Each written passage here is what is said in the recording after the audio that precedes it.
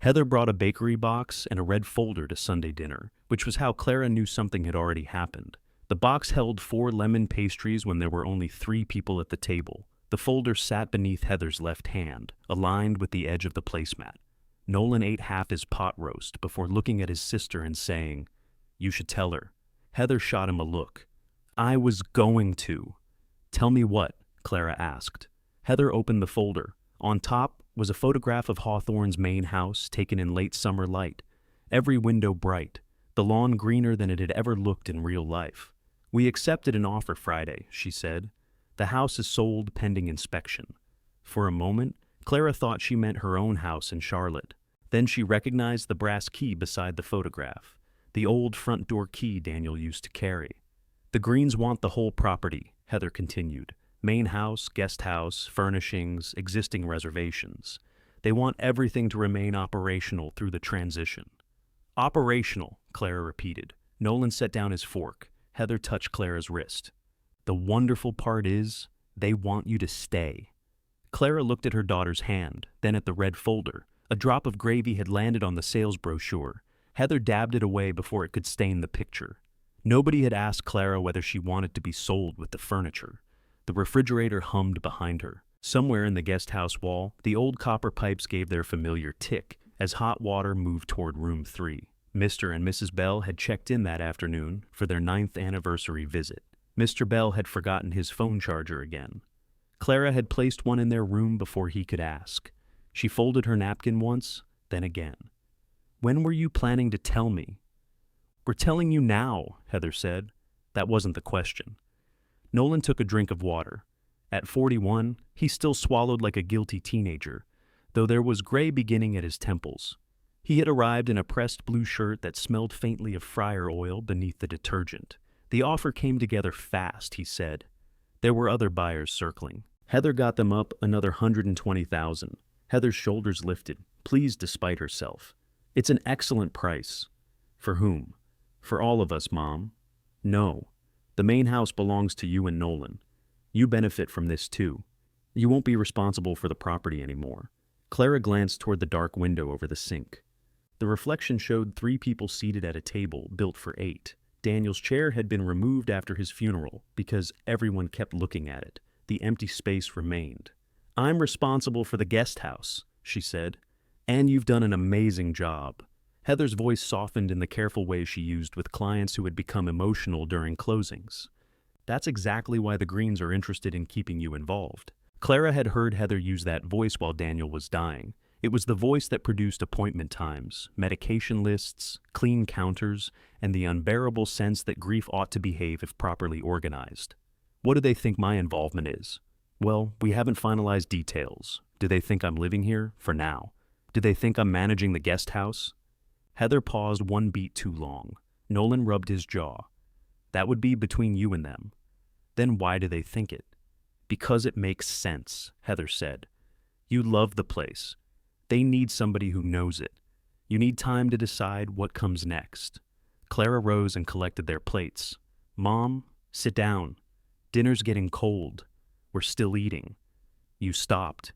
She carried the plates to the sink. Heather had left a neat border of carrots untouched. Nolan's plate was nearly clean, except for a piece of fat tucked under his knife, the way he had hidden unwanted food when he was young. Clara scraped everything into the compost bowl. Behind her, paper whispered as Heather rearranged the folder. "We knew this would be difficult," Heather said. "Did you?" "Of course. Was it difficult on Friday?" No one answered. Clara turned on the faucet. The hot water came quickly because she had wrapped the pipes herself the winter the temperature dropped to 6 degrees, and the plumber could not come for 2 days. Daniel had sat on a stool in his robe, telling her she was wrapping the wrong joint. He had been wrong, she had enjoyed proving it. Nolan came to stand beside her. "Leave those," he said. "I'll wash up." "You have never washed this roasting pan correctly. There's a correct way?" "Yes." He gave her the little sideways smile that had rescued him from consequences for most of his life. Usually it worked on her. That evening, it landed somewhere short. Heather brought the folder to the counter. "Closing is in 7 weeks. The Greens would like a walkthrough on Tuesday. I have guests Tuesday. They're buying a guest house. Seeing guests would be helpful. To whom? Mom, please don't make every sentence a fight." Clara turned off the water. You brought me a folder and told me you sold the home I've lived in for 46 years. I'm trying to find a sentence we can all agree on. The main house hasn't been your home since Dad got sick, Heather said. You moved back here because the guest house apartment was easier. You said so yourself. I moved because your father couldn't manage the main stairs. And you stayed after he died. Yes. Heather opened her hands. Exactly.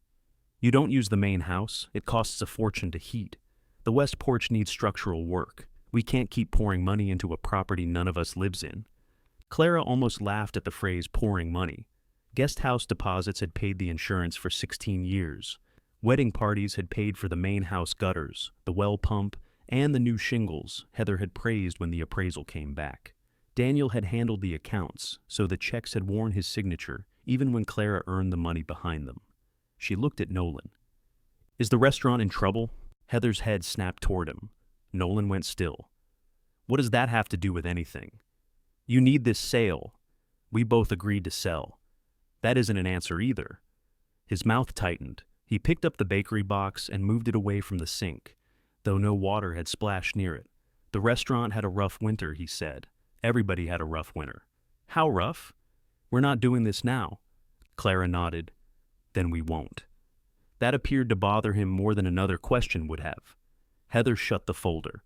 Nobody is trying to hurt you. That's comforting. Can you not do that? Do what? Make me sound cruel because I'm willing to deal with reality.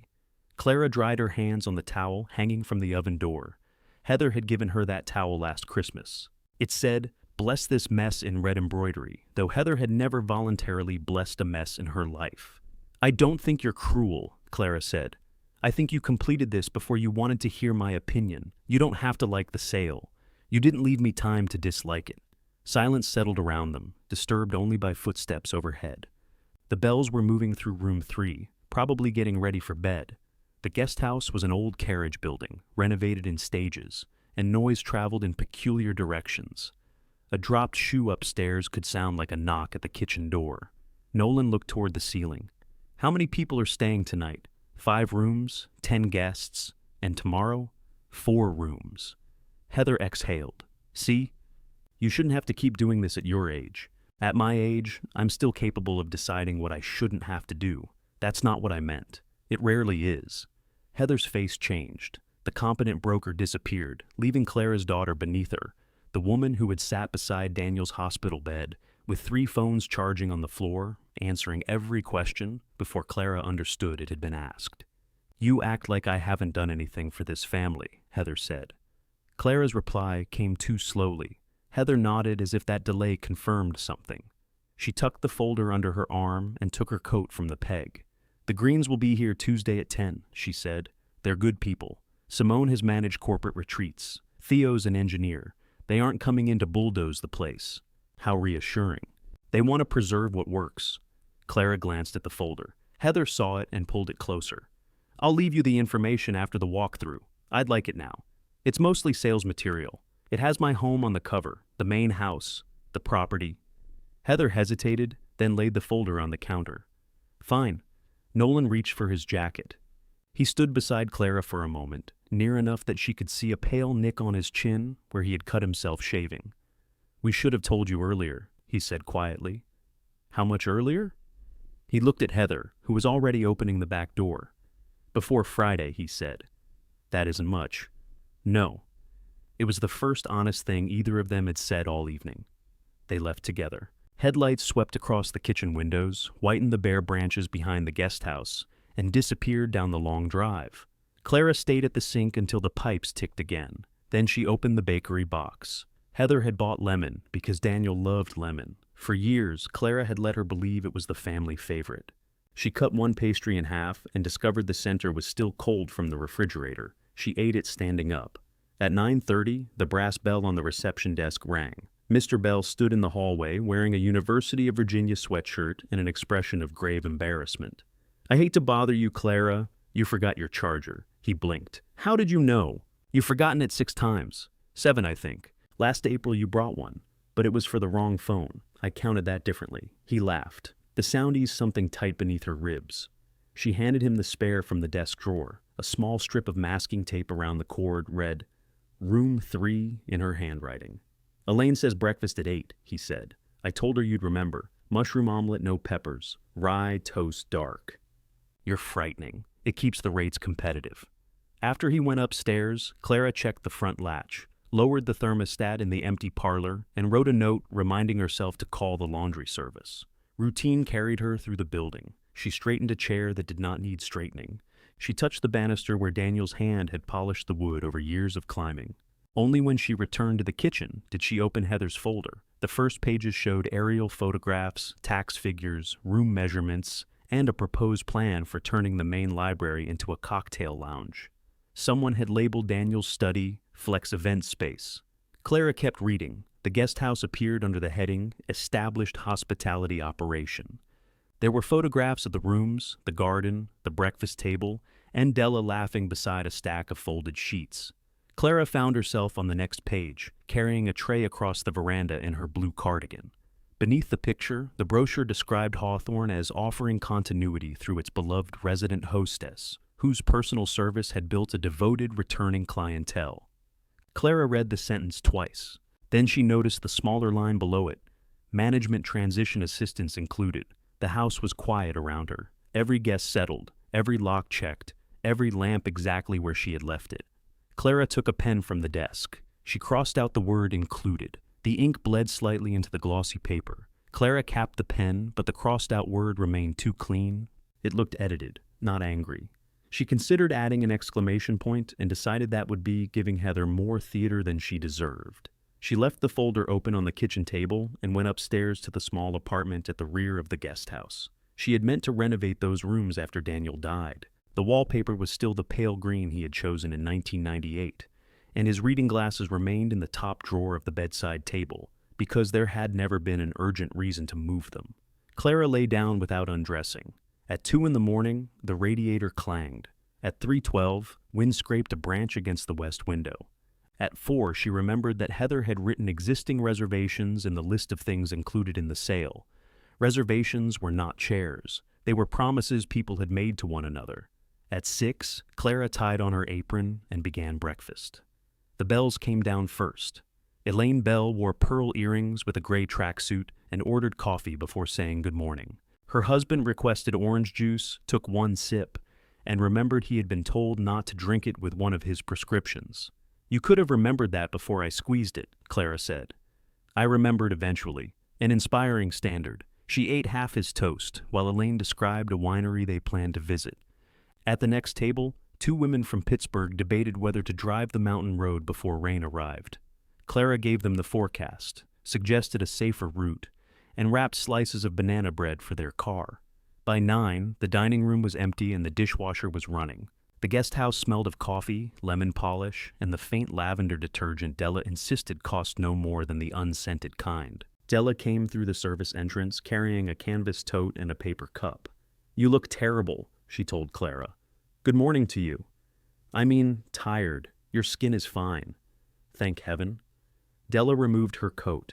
She was tall and broad-shouldered, with silver threaded through the short twists at her temples. She had worked at Hawthorne for 11 years, though Heather still introduced her as someone who helped Mother with housekeeping, as if Della wandered in when bored. She spotted the folder on the table. What's that? Apparently, my future? Awful shiny for a future. Clara put a clean mug beneath the coffee dispenser. Heather and Nolan sold the property. Della's hand stopped halfway to the row of aprons. They did what? The offer was accepted Friday. The whole place? The whole place. Did you know they were selling? I knew they'd discussed it. They've discussed selling every time the furnace makes a noise or the tax bill arrives. That's not what I asked. No. Della pulled out a chair and sat. Well, I'm going to need some of that coffee, and you're going to need something stronger than coffee, but it's 9 in the morning, and neither of us has the good sense to drink before lunch. Clara filled both mugs. The buyers want to keep the guest house open, she said. They tell you that? Heather told me. So, no. Despite herself, Clara smiled. Della opened the folder. Her smile disappeared when she reached the photograph of herself in the linen room. When did they take this? Last summer, I think. You were laughing at the fitted sheets. I've never laughed at a fitted sheet. You said they were designed by a bitter man. That's not laughter, that's historical analysis. She read the caption, then looked at Clara. Do I come with the sheets? It doesn't specify. Maybe I'm part of existing operations. They can put me in a closet till check-in. Clara turned her mug in both hands. The Greens are coming tomorrow at 10. Who are the Greens? The buyers, Simone and Theo. She manages corporate retreats. He's an engineer. That tell us anything? It tells us she manages corporate retreats and he's an engineer. You're in a mood. I didn't sleep. Della closed the folder. What are you going to say to them? I don't know. Yes, you do. You're just deciding how many syllables to use. The washing machine buzzed in the laundry room. Della rose, but she rested one hand briefly on Clara's shoulder before going to move the load. Clara called Heather after the last guests checked out. Her daughter answered on the fourth ring, with traffic murmuring behind her. Hi, Mom. Everything okay? Why does the brochure say management transition assistance is included? A pause. A turn signal began ticking. It's standard language. Standard for whom? For hospitality properties. This is not the Waldorf Astoria. No one said it was. You put my picture beside that sentence. The photographer caught a lovely candid of you. The photographer was here to take pictures of the roof. He took interior shots too. We discussed that. We discussed moving the laundry carts out of the hallway. Heather sighed. I cannot have this conversation while driving. Then pull over. I have an appointment. Did you tell the Greens I would train them? I told them you had a wealth of knowledge and that we all wanted a smooth transition. Who is all? Everybody involved? I wasn't involved. Mom, your reservations run 5 months past closing. Somebody has to transition the operation. The buyers can hire somebody. They'd prefer continuity. I'd prefer not being advertised as an appliance. That's dramatic. Take my photograph out. The materials have already been distributed. Take it out of anything that goes out from today forward. Another pause. The turn signal stopped. I'll talk to the designer, Heather said. Thank you. But please understand that presentation matters. The Greens are paying a premium partly because Hawthorne has an established identity. The Guesthouse has an established identity. The property does. Clara looked through the kitchen doorway into the hall. On the wall hung framed notes from former guests, some funny, some embarrassingly sincere. Daniel used to complain that the collection made the place look like a dentist's office. He had still built the frames. I'll see you tomorrow, Clara said. Wear the blue cardigan from the brochure. Clara hung up. Tuesday morning arrived with cold rain and a leak in room 2. It was not a serious leak. Water had found its way under a section of flashing and left a brown spot the size of a quarter near the window. Clara set a bowl beneath it called Gus Harlan, who had repaired Hawthorne's roof since before his knees began objecting to ladders, and wrote the date in the maintenance book. Heather arrived at 9:40 wearing cream trousers that seemed personally offended by the weather. You can't leave that bowl there, she said. It's catching water. The Greens will see it. If I move it, the rug will catch water. Gus is coming? Thursday. Heather stared at the ceiling. Can we put a chair over it? A chair won't stop them from having eyes.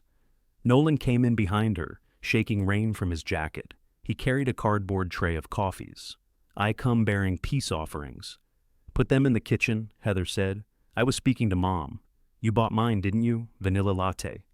Heather took it from the tray. Then continue bearing peace. Nolan handed Clara a plain coffee. He had remembered she disliked flavored syrup, but forgotten she stopped drinking coffee after 9. She accepted it anyway. At 10 exactly, a dark green SUV turned into the drive. Simone Green stepped out first beneath a yellow umbrella. She was a compact woman in her mid-50s with close-cropped hair, red-framed glasses, and boots built for actual mud. Theo emerged from the driver's side carrying 2 umbrellas and somehow getting wet beneath both. He was taller than Nolan, with a neat beard and the patient expression of a man accustomed to devices refusing to behave until he arrived. Heather moved onto the veranda. Welcome back to Hawthorne. Theo looked at the rain streaming from the roof. You arranged authentic Virginia weather. It photographs beautifully in every season. Clara heard Della make a small sound from the reception desk. Simone crossed the veranda and offered Clara her hand. Mrs. Whitcomb. I've been looking forward to meeting you. Clara's fine. Then I'm Simone. This is Theo, who will ask where every pipe goes. Only the important pipes, Theo said. They're all important when they leak, Clara told him. His smile came quickly. I knew I liked you. Heather began with the guest parlor, describing the fireplace as original and the furniture as curated. The fireplace was not original. Daniel had found the mantel at an architectural salvage yard outside Roanoke. The furniture had accumulated through inheritances, yard sales, and one hotel auction where Clara accidentally bought 23 lamps. She said nothing. The Greens asked sensible questions.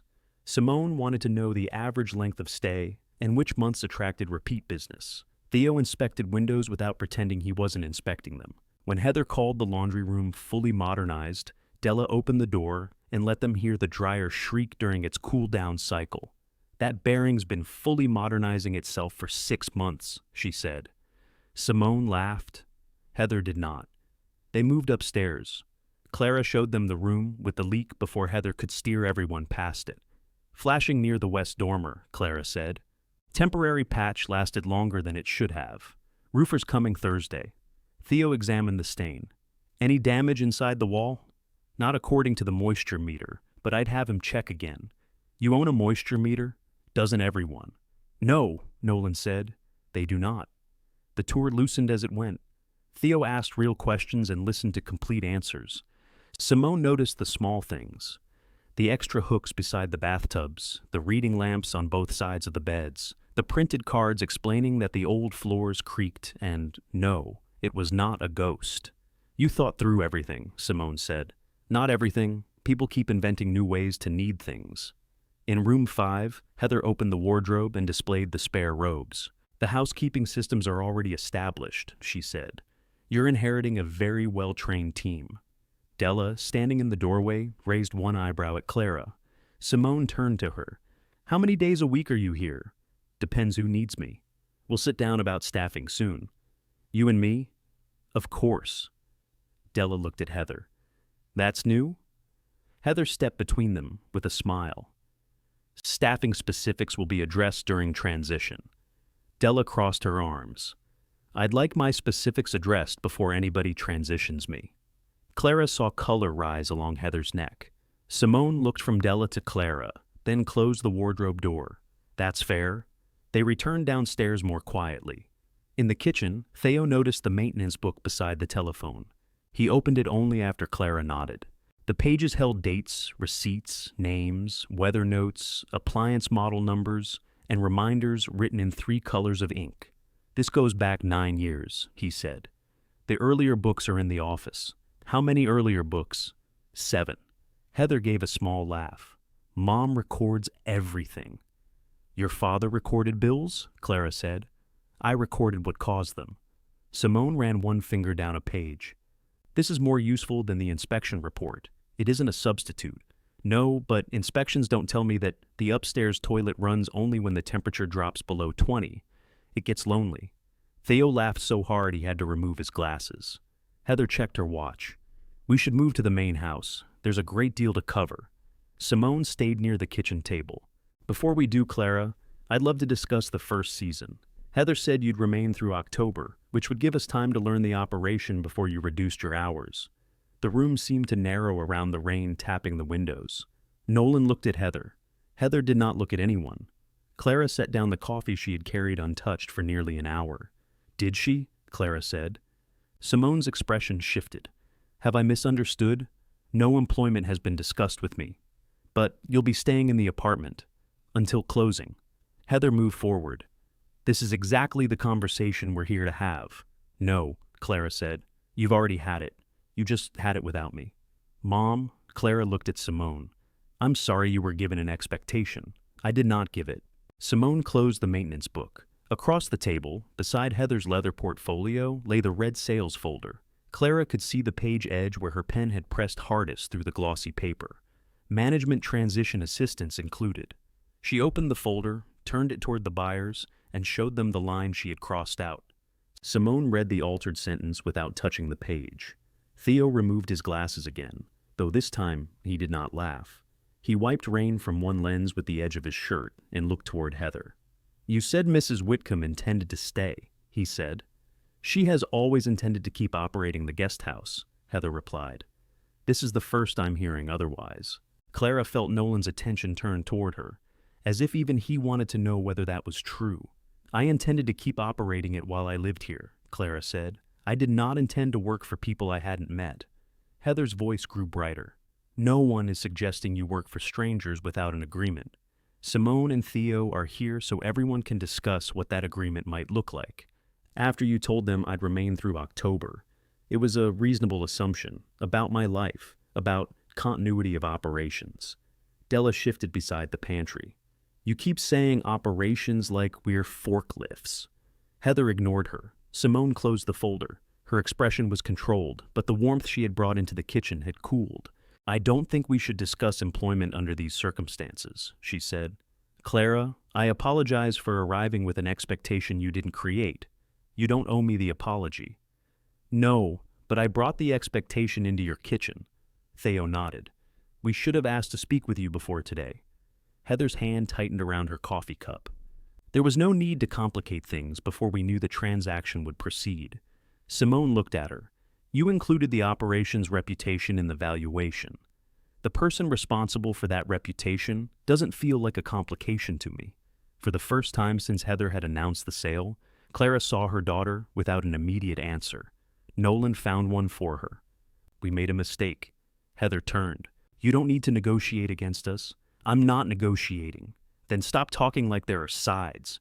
There are clearly sides, Della said. I'm over here by the pantry if anybody's making a chart.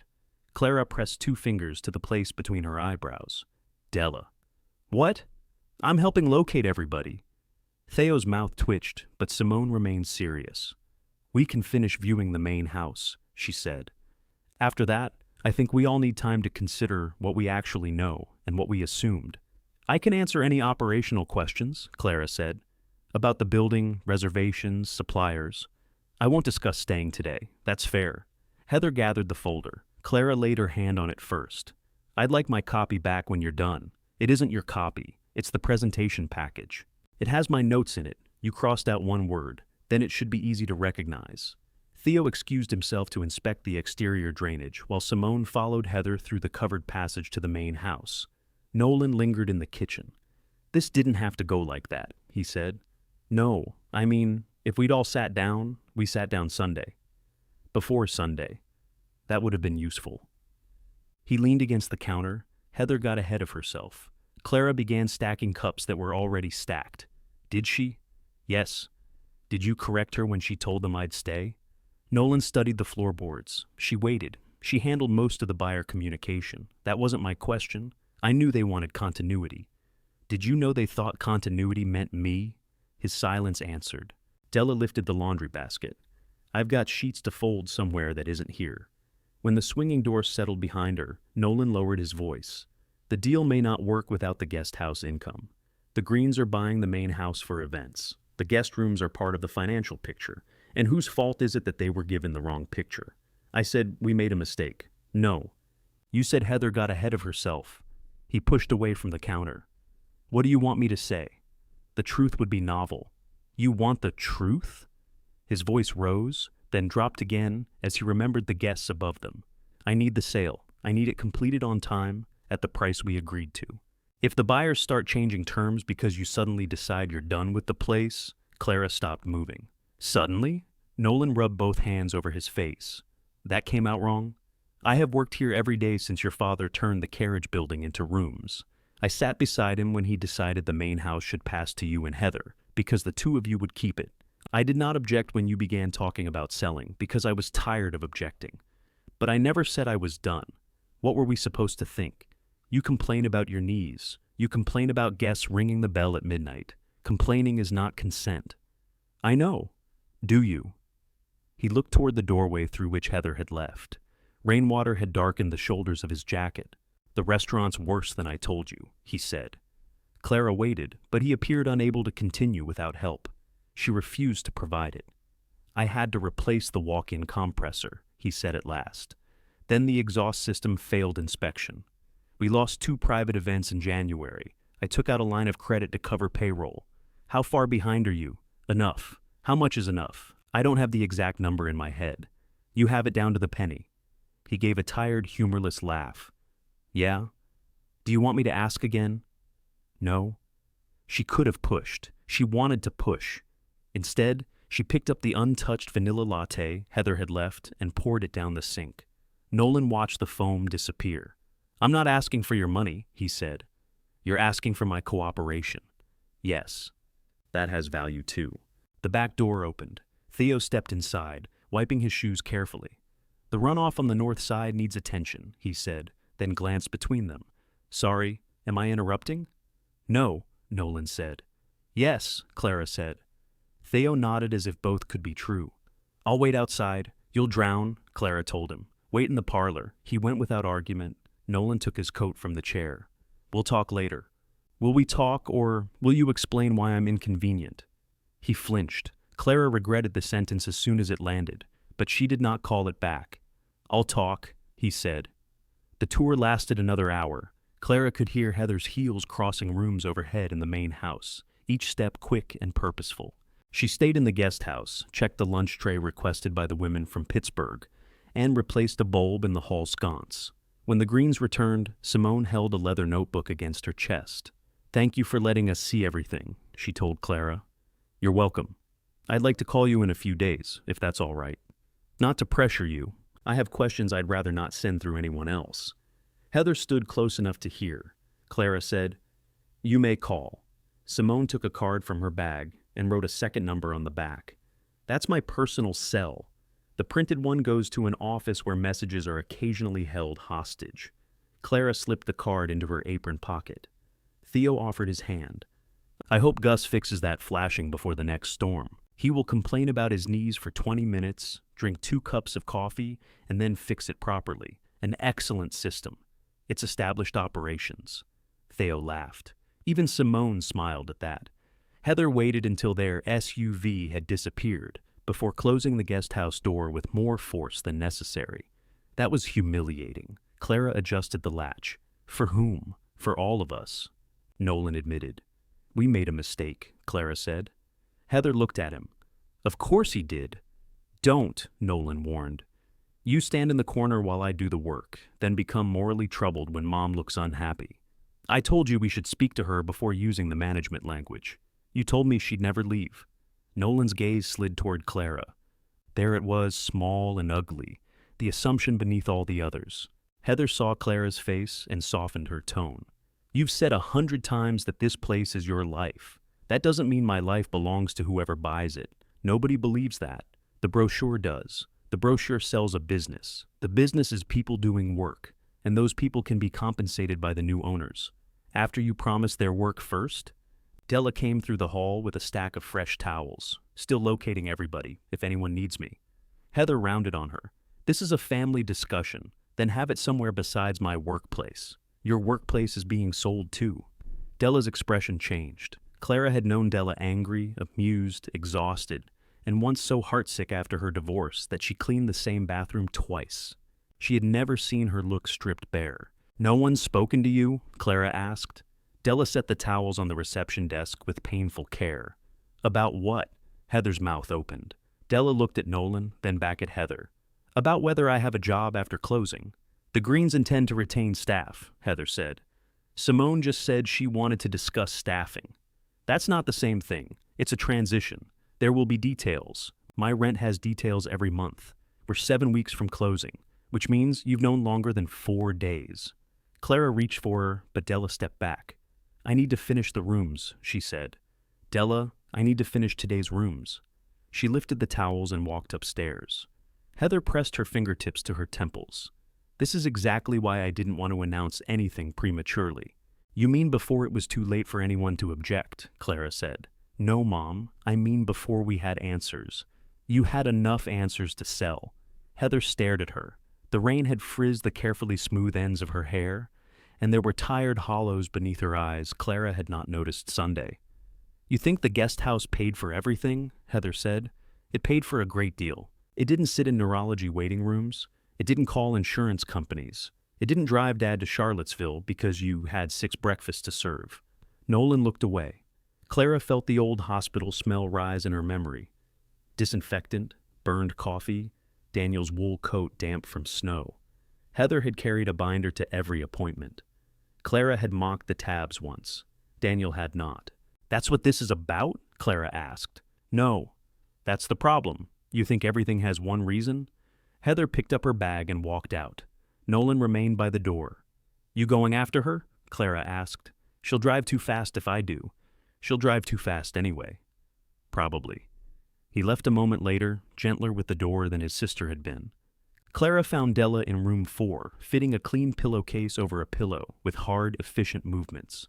You will not be left without notice, Clara said. You don't know that. No. Della shoved the pillow into place. 11 years, Clara. I know. You know my coffee order. You know when my back hurts. But you didn't know I could lose my job. Clara had no defense that was not also an excuse. Della smoothed the pillow and reached for the next one. After a while, Clara took the opposite corners. Together they pulled the clean case over it, neither pretending that folding linen was the same as knowing what came next. Della let go of the pillow first. Are you staying? She asked. Clara looked at the bed between them. 2 wrapped chocolates rested on the nightstand, because room 4's guests were celebrating a promotion. Clara had forgotten which of them had received it, so she had written congratulations on both cards. I don't know. Do you want to? I wanted to yesterday. That's not what I asked. Clara recognized her own words and gave Della a tired look. Everybody's getting clever with me. I learned from established management. Della placed the second pillow against the headboard. I need you to tell me something before I hear it in a kitchen full of people again. You're right. I know I'm right. Tell me anyway. Clara folded back the bedspread, buying herself a moment. Heather and Nolan can sell the buildings. They cannot promise my work. They cannot promise yours. If the Greens want either of us, they will have to ask. And if they ask you, I won't say yes because somebody else already did. Della nodded, though that was not an answer to the question she had asked. She walked into the bathroom and began lining up the small bottles on the shelf. Clara followed her. I should have thought about what the sale meant for you before today. Yes. I'm sorry. Della adjusted a shampoo bottle until its label faced forward. You thought you were the only person getting sold. The sentence stung because it was cleanly true. I did. Thank you for not arguing. I considered it. I know. They finished the room in a quiet that was not forgiveness, but no longer felt like punishment. The rain stopped overnight, leaving the lawn soft enough to trap a shoe. Gus Harlan arrived Thursday morning in a dented white truck, parked half on the gravel and half in Clara's rosemary bed, then complained that no one had warned him about the mud. You've been looking at mud for 74 years, Clara said. Not this particular mud. It's the same mud that was here last spring. That mud knew how to support a ladder. Gus wore canvas coveralls and an orange cap from a plumbing company that had gone out of business. He stood below the west dormer with both hands on his hips, evaluating the roof as if it had insulted his family. Heard the place sold, he said. News travels. News drives a county truck and stopped at the gas station. Was the news Heather? Her sign was in the back. Hawthorne Estate under contract, big gold letters. Clara had not seen the sign. Heather must have placed it near the road where the curve hid it from the guest house. Gus leaned closer. They tearing it down? No. Putting in one of those wellness places? Events and retreats. What do people retreat from? Usually other people. Where do the other people go? Home, if they're lucky. Gus grunted. You staying? The question had already become the first one everyone asked. I haven't decided. You ought to decide before somebody else does. I'm receiving that advice from several sources. He climbed the ladder slowly, talking to his left knee at every rung. Clara stood below until he reached the roof, though Gus would have considered that an insult if he noticed. When he was safely braced, she went inside to answer the telephone. A woman from Maryland wanted to book 3 rooms in August for an annual reunion with college friends. Clara opened the reservation book, then stopped. August was after closing. Normally, she could have described each room from memory and matched people to beds based on bad backs, early rising, and who snored loudly enough to damage old friendships. Instead, she stared at the blank lines. Let me take your information and confirm availability with you tomorrow, she said. You always confirm while I'm on the phone. We're updating some procedures. Are you finally getting a computer system? No one should have that much excitement at once. The woman laughed, but Clara heard the concern behind it. Everything all right there? The property is changing ownership this spring. Oh, it was a small word with a great deal of weather in it. But you'll still be there, the woman said. Clara's pen hovered over the page. I don't know yet. The silence on the line lasted only a second. It felt longer. Well, the woman said, put us down tentatively. Clara wrote the names in pencil. At noon, Gus came down carrying a strip of corroded flashing. This was installed by a fool, he announced. You installed it. I was younger. Were you a fool? Everybody's a fool before 60. What happens at 60? You get expensive. She made him a ham sandwich and listened, while he explained that the surrounding shingles still had years left, if nobody let an event planner put lights through them. His invoice was less than she expected. When she said so, he took it back and added $15. Respect my value, he said. After he left, Clara found Simone's card in her apron pocket and set it beside the telephone. She did not call. Simone called her at 3. I waited 2 days, she said. Theo said that was respectful. I thought it was cowardly. Both can fit inside 48 hours. That's what he said you'd say. I've known him for one rainy morning. He forms attachments quickly. Simone asked if Clara would meet her for coffee somewhere away from Hawthorne. Clara suggested Ruthie's Diner, where the coffee was bad enough to prevent anyone from lingering through an entire negotiation. Simone arrived before her and had already ordered tea. You warned me, she said, lifting the cup. I adapted. Clara slid into the booth opposite her. Ruthie's had brown vinyl seats repaired with silver tape and a display case filled with pies whose meringue leaned slightly to the left. Simone opened her leather notebook, but did not pick up her pen. I want to understand what we're buying, she said. A large house, a smaller house, and a roof. Gus Harlan no longer considers foolish. I'm serious. So am I. Roofs matter. I know they do. Simone looked down at the notebook. I also know the revenue figures Heather provided depend on the guest house remaining open. We understood there was a staff and operating process in place. There is Della. There is me. On busy weekends, there are 2 women I call for extra cleaning, and a retired caterer who helps with breakfast if asked early enough. No full-time manager? You're looking at her. Reservation service? You're looking at it. Purchasing? Still looking. Simone sat back. A waitress came by, called them both honey, and poured Clara coffee before she could refuse it.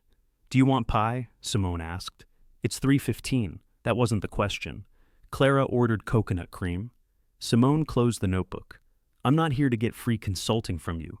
What are you here to get? The truth, I suppose. You may not like it. I paid for tea at Ruthie's. I'm prepared for suffering. Clara almost smiled. Simone waited until the pie arrived. Heather told us you'd been trying to reduce your workload for years, but emotional attachment made it difficult. She said a transition under new ownership would let you step back gradually, without feeling you'd abandon Daniel's legacy. Clara put down her fork. That sounds like Heather. Is it true? Pieces of it. Which pieces? My knees hurt. I'm tired of replacing towels people use to remove makeup, despite the black cloth clearly labeled makeup. I have occasionally imagined sleeping until 8. And the emotional attachment? Clara looked through the diner window. Across the parking lot, a man was trying to fit a box into the back seat of a car without admitting the box was too wide. Daniel and I built the guest house together, she said. He liked construction. I liked people. We each believed the other person's part was easier.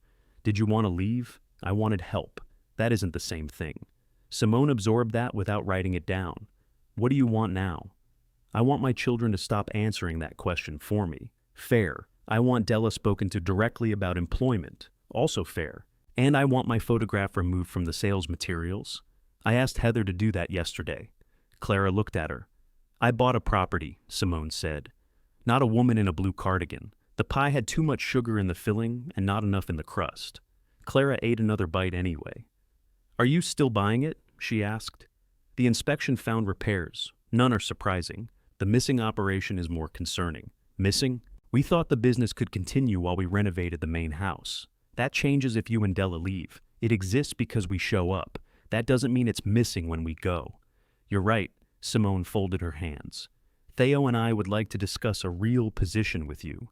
Defined hours, compensation, responsibilities. No assumptions. I'm not agreeing to anything today. I'm not asking you to. I'm asking whether we may prepare an offer. Clara watched the waitress cut a slice of lemon meringue at the counter. The top slid sideways, carrying the filling with it. You may prepare one, she said. That does not mean I want it. Understood. And Della gets her own conversation. Not through me. Understood. Simone paid for the pie before Clara could object. Outside, beside Clara's car, she held out her hand. Whatever you decide, thank you for correcting us. Corrections are easier before closing. So I'm learning. Clara drove home by the back road. The clouds had lifted from the mountains, and late sunlight struck the wet fields hard enough to make every fence wire shine. For several miles, she felt almost light. Heather's car was parked behind the guest house. Inside, voices moved through Clara's apartment. She climbed the rear stairs and found Heather with a woman carrying a tablet. Small colored stickers had been placed on the dresser, 2 lamps, Daniel's old desk, and the framed landscape above the bed. "What are you doing?" Clara asked. Heather turned. "Inventory. In my apartment, we need to separate fixtures and furnishings from personal property. This is Marcy Vale, the estate appraiser." Marcy gave Clara an apologetic wave. A yellow sticker marked the cedar chest at the foot of the bed. Clara crossed the room and peeled it off. "That stays with the property," Heather said. "No, it's in the furnished area. I bought it when I was 23. Then we'll need some proof." Clara held the yellow sticker between her fingers. She remembered choosing the chest from a furniture shop that smelled of wax and sawdust, paying for it $5 at a time before she ever met Daniel. It had carried her clothes into Hawthorne as a new wife and held his letters after he died. She pressed the sticker onto Heather's red folder instead. "There," Clara said. "Now we know what belongs to the sale." Heather looked at the sticker on the folder as if Clara had slapped her. "That's childish. It's removable. Marcy is here to do a job. So am I." Marcy held the tablet against her chest. She was a narrow woman with rain-darkened curls and the air of someone who had entered the wrong restroom and was trying to leave without embarrassing anyone. "We can mark the chest as claim personal property," she offered. "The inventory isn't a final determination. It's a working list." "I appreciate that," Clara said. Heather peeled the yellow sticker from her folder. "Mom, I am not trying to take your chest. You told me it stayed. I said we need to identify what was included in the furnished spaces. The purchase agreement lists the guest house apartment as furnished. Did the purchase agreement list my underwear too?" Marcy examined the ceiling. "Please," Heather said. "It's in a furnished drawer." "I should come back," Marcy said. "No," Heather replied quickly. "We can finish." Clara moved to the dresser. A blue sticker marked the lamp Daniel had used for reading. A yellow one marked the framed landscape his mother had painted. Red stickers appeared to mean personal, though Heather had put one on an umbrella stand Daniel bought at an estate sale, and 3 blue ones on Clara's own kitchen chairs. "What do the colors mean?" Clara asked. "Blue is included, yellow requires clarification, red is excluded. Why is Ruth's painting blue?" Heather glanced at the landscape. "I didn't know Grandma painted it. It hung in your house until you were 12. It was one of 30 paintings. She painted 6. Then it felt like 30. Marcy lowered the tablet. "I'm going to begin downstairs." Heather started to object, but the woman had already reached the door. When her footsteps faded, Clara removed the sticker from the painting. "You are making this harder than it needs to be," Heather said. "You entered my bedroom with a stranger. I texted you. My phone was in my purse. I can't plan around where you keep your phone. You could plan around whether I answered it." Heather pressed both palms flat on the dresser. The backs of her hands looked older than Clara remembered, the veins more visible. She wore Daniel's narrow gold watch. Clara had given it to her after the funeral because Heather was the only person in the family who respected time enough to deserve it. "We have 6 weeks," Heather said. "Every object has to be accounted for. You need to decide where you're going. The buyers need a clean list. The movers need dates. I am trying to keep this from becoming chaos. Some things are allowed to be chaotic. That has never been your philosophy." "No, it was yours." Heather laughed once. "That's rich. What is? You ran this place on lists. Breakfast at 8, check-in at 3, towels folded a certain way. Dad's pills lined up by the sink. But whenever I asked what the long-term plan was, you said we'd discuss it later. That was during his illness. It was before his illness. It was always later." Clara picked at the corner of the blue sticker on the lamp. Heather continued, quieter now. "You think this sale came out of nowhere because you treated every conversation about it as something impolite we were doing in front of you. I knew you wanted to sell. You knew, and you never made a plan." I was living my plan in a building we owned. The words landed harder than Heather seemed to intend. She looked away first. Clara removed the sticker from the lamp and placed it in her daughter's open palm. Then, inventory your building after I remove my life from it. Heather closed her fingers around the sticker. Fine, she said. Send me a list by Monday. She collected the red folder and left without telling Clara where Marcy had gone. Clara stood in the apartment until she heard Heather's car on the gravel. Then she went downstairs and found Marcy in the dining room measuring a sideboard. Did she abandon you? Clara asked. She said you'd show me out. Of course she did. Marcy lowered her tape measure. For what it's worth, most families don't know what belongs to whom. Most families don't put stickers on it before asking. No, some use masking tape. It leaves residue. Clara laughed despite herself. Marcy looked relieved. I'll email a preliminary list. You can mark anything that is yours. I don't have email. Marcy blinked. None? I have an address. I don't invite it into my daily life. I can print a copy. Thank you. As Clara walked her out, Marcy paused beside the reception desk and admired the wall of guest notes. Those are personal, Clara said. I assumed so. It was the first sensible assumption anyone had made all week. Della arrived the next morning with folded moving boxes tied together with twine. I didn't ask for boxes, Clara said. You need boxes. I might live out of piles. You don't tolerate a crooked bath mat. That's different. How? It's a bath mat. Della cut the twine with the small scissors she carried on her key ring. You find a place yet? I have 6 weeks. You have 5 weeks and 5 days. You sound like Heather. Take it back. Clara did. They packed the framed guest notes first. Della read each one before wrapping it in newspaper. Most were ordinary thanks. A few contained references only Clara understood. A broken zipper before a funeral, a canceled engagement, a woman who arrived alone for what had been booked as an anniversary weekend and stayed anyway. Della held up a card showing a badly drawn horse. Remember this one? He proposed at breakfast and dropped the ring in the syrup. You found it with a fork. You were going to use the toaster tongs. They were longer, they were plugged in. Della wrapped the card. Romance makes people stupid. So does maple syrup. By noon, 3 boxes sat beneath the stairs, labeled Wall Notes, Daniel's Office, and Kitchen Personal. Clara disliked the sight of them. A box announced departure more loudly than any sign by the road. Her telephone rang just as she taped the 4th one. Simone's written offer arrived by courier that afternoon. It was careful, too careful. Resident Operations Manager, 6-month initial term, with an option to continue. Housing in the Guesthouse apartment. A salary that made Clara read the number twice, not because it was extravagant, but because it was the first time anyone had assigned a number to work she had performed for years. The Greens would provide payroll, purchasing support, and additional housekeeping during event weekends. Clara would train their venue staff, oversee reservations, and maintain guest relations. Della read it at the kitchen table. They used your whole name, she said. It's my name. Nobody uses Clara Louise unless you're in trouble or getting paid. Clara took the pages back. What do you think? Della asked. I think they listened. That wasn't the question. It's spreading. Della tapped the line about housing. Would you stay up there?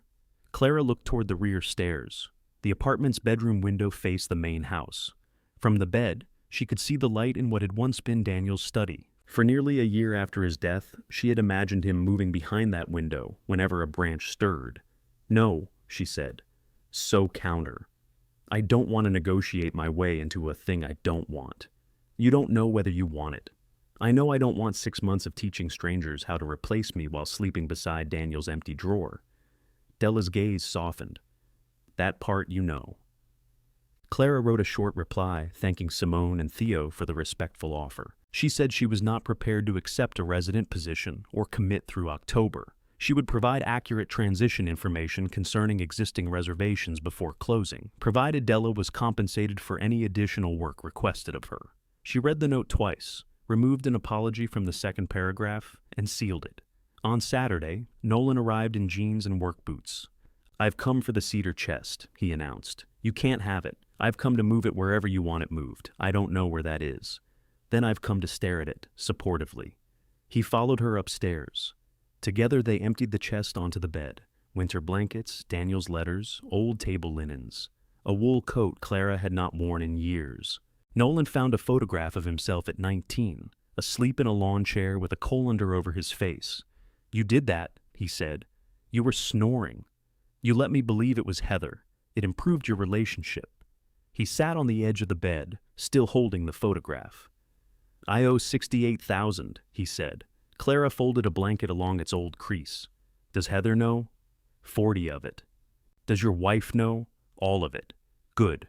That's all you're going to say? What would you like me to say? That I'm an idiot? That Dad warned me? Pick a family classic. Your father borrowed against this property to build the Guesthouse, and half the town called him an idiot. That turned out. It almost didn't."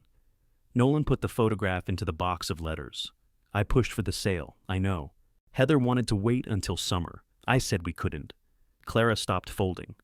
"I didn't know she told the Greens you were staying until after she'd said it," he continued. "But I didn't correct her because I needed them to believe the business would keep running. That is not better?" "No." He rubbed his thumb across the cedar lid. "I'm trying to stop making it sound better." She sat beside him, leaving a careful space between their shoulders. "You should have asked me for help. Would you have given it?" "I don't know. That's why I didn't." They sat with that. After a moment, Nolan said, "Did you answer the Greens?" "I declined their offer." His head turned. "You declined?" "Yes." "What happens to the sale?" "You'll have to ask the people who are selling."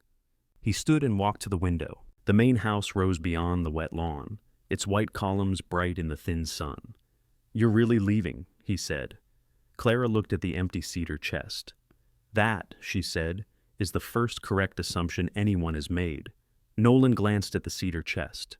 "It's going to be heavy once you put everything back. That is generally how containers work. I meant we should move it empty." "To where?" He took out his phone. "We could look at apartments. I'd rather be buried inside this chest. That limits storage." Clara folded Daniel's wool coat and laid it over the letters. "I have been looking." This was only partly true. She had looked at rental advertisements in the newspaper, then objected to them privately.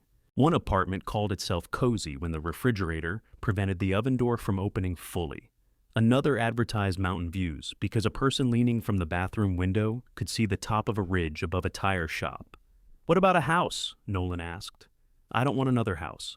"A condo? I don't want a committee deciding what color my front door may be." "A cottage? That is a small house." He lowered the phone. "You've been looking. I told you. You sounded theoretical." By Monday, Della had found a duplex on Sycamore Street through a cousin who cleaned for the owner's sister. The chain of recommendation was so long that Clara suspected the building might not exist. It did, though Sycamore Street no longer had any sycamores. The duplex stood between a dental office and a brick bungalow, with 6 concrete geese dressed in rain capes. Traffic passed steadily at the end of the block. The available half had 2 bedrooms, narrow stairs, and a kitchen painted yellow, enough to make Clara think of mustard. The owner, Ruth Naylor, was a retired librarian with cropped white hair and a habit of answering questions before they were finished. "The stove is 4 years old, no pets over 40 pounds. Trash pickup is Wednesday, and the woman next door is my tenant Arlene, not my sister, though people say we look alike. I wasn't going to ask. You would eventually." Clara opened the kitchen cabinets. The shelves were shallow but clean. "What's wrong with it?" Della asked. Ruth considered. "The upstairs bathroom fan sounds like a helicopter. Arlene watches court shows at a volume the judge can hear from the studio. The back steps ice over. She'll need salt," Della said. "I provide salt." Clara stood in the small dining area. A rectangular table would fit beneath the window, if no more than 6 people wished to sit down, and none required elbows. The backyard was a patch of grass bordered by chain-link fence. Nothing about it resembled hawthorn. She felt relieved. "I'll take it," she said. Della looked at her. "You haven't seen the closets. I've seen too many closets lately." Ruth required a deposit, references, and proof that Clara could pay the rent. She did not need a story. Clara appreciated her at once. Packing took over the guest house apartment in slow, square increments. Nolan came on Sundays. Della packed during gaps between rooms and charged Clara for the hours, after Clara caught her trying not to. "You are not donating labor to my escape," Clara said. "I'm helping a friend. You can be both my friend and paid. I'm putting that on a pillow." Heather sent inventory lists and questions by email. Clara printed them at the public library, wrote corrections in blue ink, and mailed them back. She claimed the cedar chest, the painted landscape, Daniel's desk lamp, her kitchen chairs, the guest notes, the family photographs, and every recipe written in her hand. She left bed frames, commercial linens, dishes purchased from operating funds, and 21 of the 23 auction lamps. Della held one of the remaining lamps against her hip. Why these two? They're the only ones that work correctly. So, you knowingly ran a guest house with 19 bad lamps? They have personalities. They have loose switches. As I said, Simone met with Della in the guest house parlor without Heather present. Clara made coffee, then stayed in the kitchen despite wanting to hear every word. Della emerged 40 minutes later, holding a written offer. Well, Clara asked. Well, what? Don't become me. It's hourly through the first 3 months. Same schedule to start. Small raise. No promises after they see how events go. How small? Della named the amount. Too small. I thought so. Are you going to counter? I already did. Clara smiled. Good. She said she'd answer Friday. You like her? I like that she asked what I do before telling me. That is unusual around here. Della set the offer beside the coffee pot. She also asked whether I thought you'd change your mind. What did you say? I said you'd rather walk barefoot through the north field. There are thistles. I explained that. The remaining weeks filled with last times Clara tried not to name. The last breakfast she served the bells before ownership changed. The last invoice she paid from Daniel's old ledger. The last spring fire in the parlor hearth. Hawthorne had not become less hers when the contract was signed. It became less hers each time she chose what to pack. Guests learned of the sale unevenly. Some offered congratulations as if Clara had won a contest. Others lowered their voices and asked whether the new owners were nice. A man who had stayed every October for 14 years hugged her too long, then booked for the fall anyway. You'll be here, he said. I may not. You always are. She did not correct him twice. Heather visited mostly when Clara was busy. She walked through the main house with contractors, spoke about opening walls and preserving character, and never entered the kitchen unless Nolan was there. When they crossed paths, both became painfully polite. Did you receive the final inventory? Yes. Any additional corrections? No. Movers confirmed for the 28th? Yes. Good. They spoke as if arranging the removal of someone else's belongings. 3 days before closing, Clara entered the main house alone. Dust sheets covered the furniture in the front parlor. Heather had removed the family photographs for distribution, leaving pale rectangles on the wallpaper. The air smelled of cold stone and the floral wax Clara had used on the floors before Daniel became ill. She walked through the dining room, touching the back of each chair. For 37 years, Thanksgiving had been served at that table. Heather carved turkey too thin because she believed precision could make dry meat tender. Nolan stole crisp pieces of skin before the platter reached the room.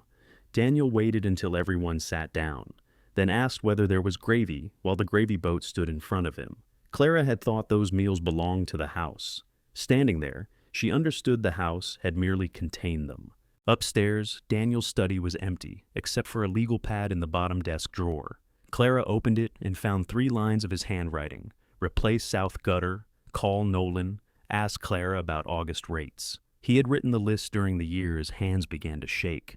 None of the tasks was marked complete. Clara tore off the page and folded it into her pocket. Heather found her in the upstairs hall. I thought you were in the guest house. I was. Simone's contractor is coming at 4. I'll be gone. Heather held a ring of labeled keys. You don't have to avoid them. They're not forcing you out. No, you are. The sentence exhausted them both. Heather leaned against the wall. You know what I mean? I do. If you wanted more time, I could ask. I signed the lease on Sycamore. I know. Nolan told me. Then why would I want more time? Because this is your home. You said it wasn't. Heather looked down at the keys. Clara expected another defense, but her daughter said, That was cruel. Yes. I was angry. Yes. You were cruel too. Clara thought of the hospital binder, Daniel's gold watch, and Heather standing in the guest house kitchen, asking to be remembered as someone who had carried part of the family. Yes, she said. Heather's fingers tightened around the key ring. I don't know how to talk to you when you agree. You could keep going. I'm tired. So am I. For one fragile moment, Clara thought Heather might step closer. Instead, a car turned into the drive, and Heather straightened. That'll be the contractor. Clara walked back across the lawn. On moving day, the sky was painfully blue. Nolan rented a truck larger than necessary because he did not trust the online dimensions. Della brought biscuits. Gus arrived uninvited and spent an hour criticizing the truck's suspension before carrying boxes faster than anyone else. The cedar chest went first, empty except for Daniel's letters and the wool coat.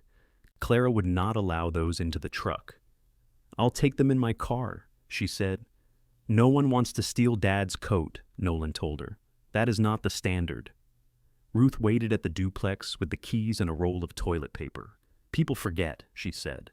Arlene watched from the neighboring porch, a small woman wearing sunglasses large enough to suggest medical recovery or celebrity. One of the concrete geese had changed into a yellow sunbonnet. By late afternoon, Clara's life had been rearranged into unfamiliar rooms. The cedar chest fit beneath the front window. Daniel's lamp stood beside a chair that looked too large in the narrow living room. Boxes climbed the wall in columns. When the others left, the duplex became so quiet, Clara could hear Arlene's television through the shared wall. A judge said, "You brought this case into my courtroom," Arlene answered. "That's right," though no one had asked her. Clara laughed alone, then covered her mouth. She ate one of Della's biscuits over the sink. There were no guests to check, no thermostat to lower, no exterior door waiting to be locked. At 8:15, she found herself holding her keys with nowhere to go. Her phone rang. It was Heather. "The closing is complete," she said. Clara sat on the cedar chest. "All right, Simone and Theo have the keys." "All right." The final payment cleared. I assumed it would. Another voice sounded faintly near Heather, then a door closed.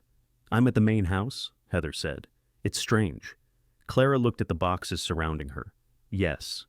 I thought I'd feel relieved. Do you?" "I don't know yet." Neither spoke for several seconds. Then Heather said, "You left Dad's reading glasses." Clara's hand tightened around the phone. "Top drawer of the bedside table," Heather continued. "I found them during the final walkthrough." Clara could see the drawer, the pale green wallpaper, the glasses resting beside a dried-out pen. "I'll get them tomorrow. I can bring them." "No, leave them with Simone. Mom, please." Heather went quiet. "All right," she said. When the call ended, Clara remained on the cedar chest as darkness filled the yellow kitchen. Across town, someone else was turning Hawthorne's locks for the first time. Clara sat in a home with no memories and realized she had forgotten nothing except the one object Daniel no longer needed. Clara woke before dawn because the room was wrong. The ceiling sat lower than the one above her old bed. Streetlight came through blinds instead of curtains, laying narrow bars across the floor. For several seconds, she listened for the Guesthouse boiler, heard only a truck shifting gears on the avenue, and remembered where she was. She got dressed at 5:30. By 6, she had unpacked the kitchen, arranged the coffee mugs by size, and discovered the lower drawer scraped against the cabinet frame. At 6:15, she made a note to sand it. At 6:20, she made another note reminding herself that the drawer belonged to Ruth. At 7, Clara drove to the grocery store and bought 2 dozen eggs. She was standing beside her car when she understood what she had done. A woman loading cereal into the next trunk glanced at the cartons. Big breakfast? Apparently. Clara gave 1 dozen to Ruth, who accepted them without surprise. "People move and buy eggs," Ruth said. "Do they?" "No. But you did." Arlene received 6 in a paper bag. She wore a purple robe and the enormous sunglasses. "Court shows come on at 10, she told Clara. "If the television bothers you, hit the wall twice. Once means lower it. 3 means you disagree with the verdict. What do 4 knocks mean? Medical emergency. That seems easy to confuse. Not if you watch the cases." Clara kept 6 eggs for herself and drove to Hawthorne. The new sign had been installed near the road. Hawthorne House appeared in gray letters above the words "private events," "retreats," and "lodging." Heather's under-contract panel was gone. The gravel drive looked exactly as it had the day before, which seemed inconsiderate. A white delivery van stood beside the main house. 2 men carried boxed glassware through the front door. On the lawn, Theo wrestled with a roll of orange extension cord. "You came back," he said when he saw her, "for reading glasses." Not because you sensed I bought the wrong gauge cord. I sensed it from the road. He looked down at the orange coil. I knew it. Simone came out of the guest house carrying Daniel's glasses in a small paper bag. She had wrapped them in one of Clara's old hand towels. Heather said these mattered, she said. They mattered to him. I didn't want to leave them in the office. Thank you. Simone glanced toward Clara's car. How is the new place? Yellow, good yellow, mustard. That's complicated. A woman appeared in the guest house doorway behind her. She was in her late 30s, maybe 40, dressed in black slacks and a white blouse despite the damp morning. Her blonde hair was pulled into a low knot, so smooth it looked sealed. Clara, this is Kendra Shaw, Simone said. She'll manage events and oversee daily operations while we renovate. Kendra, this is Clara Whitcomb. Kendra extended her hand. I've heard so much about you. Clara shook it. That must be exhausting. Kendra smiled after deciding it was a joke. We're bringing the systems into the current century. Online bookings, digital inventory, standardized room turnover. You laid a strong foundation. Did I? Absolutely. We'll just make it scalable. There was not enough land at Hawthorne to scale anything without frightening the cattle in the neighboring field. But Clara kept that thought to herself. Della's inside, Kendra continued. We're reviewing linen par levels. Are you? The collection is quite inconsistent. Sheets have been purchased at different times. That's why we'll replace them in one cycle. Clara pictured the unopened commercial sets in the storage closet, the nearly new fitted sheets in room 6, and Della explaining that one brand shrank if washed above warm. Sounds expensive, she said. Consistency is an investment. Theo looked at his extension cord again, perhaps wondering whether it too lacked consistency. Clara tucked Daniel's glasses into her purse. I won't keep you. Simone followed her to the car. You're welcome to come inside. No, not to work. Just to see Della. I know where Della lives.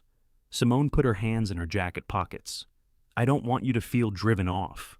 Clara looked toward the guest house windows. Room 3's curtain had been tied back on the wrong side.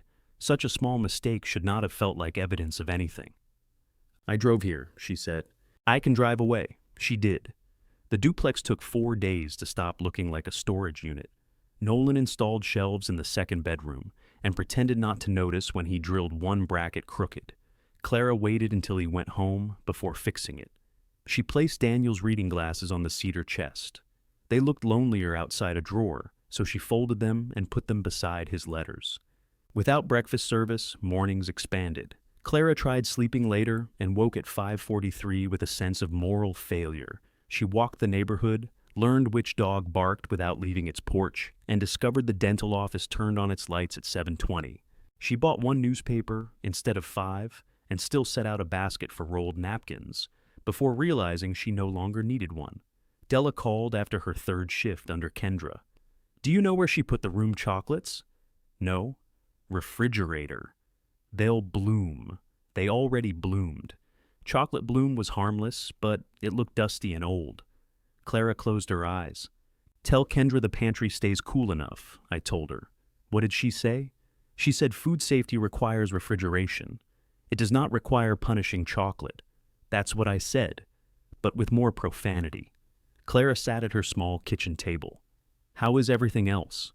The new booking thing put the Parkers in room 2 and room 5 at the same time. Apparently they're a large couple. Della. What? I needed to laugh. Did you show Kendra the paper book? She called it a legacy reference. It is the reservation record. Not anymore. Clara could hear the old dryer shrieking in the background. Simone needs to know about the duplicate rooms. Simone's in Richmond picking fixtures. Theo's meeting a contractor, then call her. Kendra told me not to jump the chain of command. Did she tell the Parkers which room they're sleeping in? A brief silence. I miss you, Della said. Clara looked around the mustard kitchen. I miss you too. That evening, Elaine Bell called Clara's personal number. I tried the guest house twice, Elaine said. A recorded woman told me to press 3 for group accommodations. I don't have a group. Did you press 1 for individual reservations? I pressed 0 out of principle. What happened? She repeated the menu. Machines hold grudges. Elaine wanted to change a September booking by 1 night. Clara told her to call Hawthorne again and press 1. You could just tell them, Elaine said. I don't work there. You know what I mean? I do. I still don't work there, Elaine sighed. Will you ever go back? I don't know. You keep saying that. It remains accurate. After the call, Clara wrote the Bell reservation dates on a scrap of paper, then tore it up. She was not responsible for remembering anymore. Her mind remembered anyway. Simone called the following morning. We have a problem with the reservation import, she said. The Parkers? How did you know? Della called me. A pause. Kendra asked her not to discuss internal operations outside the business. Then Kendra should fix internal operations inside the business. I agree. Simone sounded tired. Clara imagined her in the main house library surrounded by fabric samples and cost estimates. We also have 3 August reservations without deposits in the new system, Simone said. Kendra thinks they weren't confirmed. They were probably paid by check. There's no record. The record is in the deposit ledger, green cover, second shelf in Daniel's office. We found a red ledger. That's expenses. A blue one, suppliers. How many ledgers are there? Enough to keep people humble. Simone exhaled. Would you be willing to come in as a paid consultant? 4 hours. We'll agree on the rate before you arrive. Clara's first impulse was no. It came hot and immediate, protecting the quiet little territory she had made around herself. Then she thought of guests arriving to find their rooms given away. None of them had created the sale. 4 hours, she said. I am not training Kendra to replace me. Understood. And I invoice you, not Heather. Very understood. Clara returned to Hawthorne wearing a gray sweater instead of the blue cardigan. The deposit ledger sat exactly where she had said it would. The missing checks had been recorded under the dates received, while the imported reservation file searched by arrival date. Clara explained this to Kendra, who typed notes without looking up.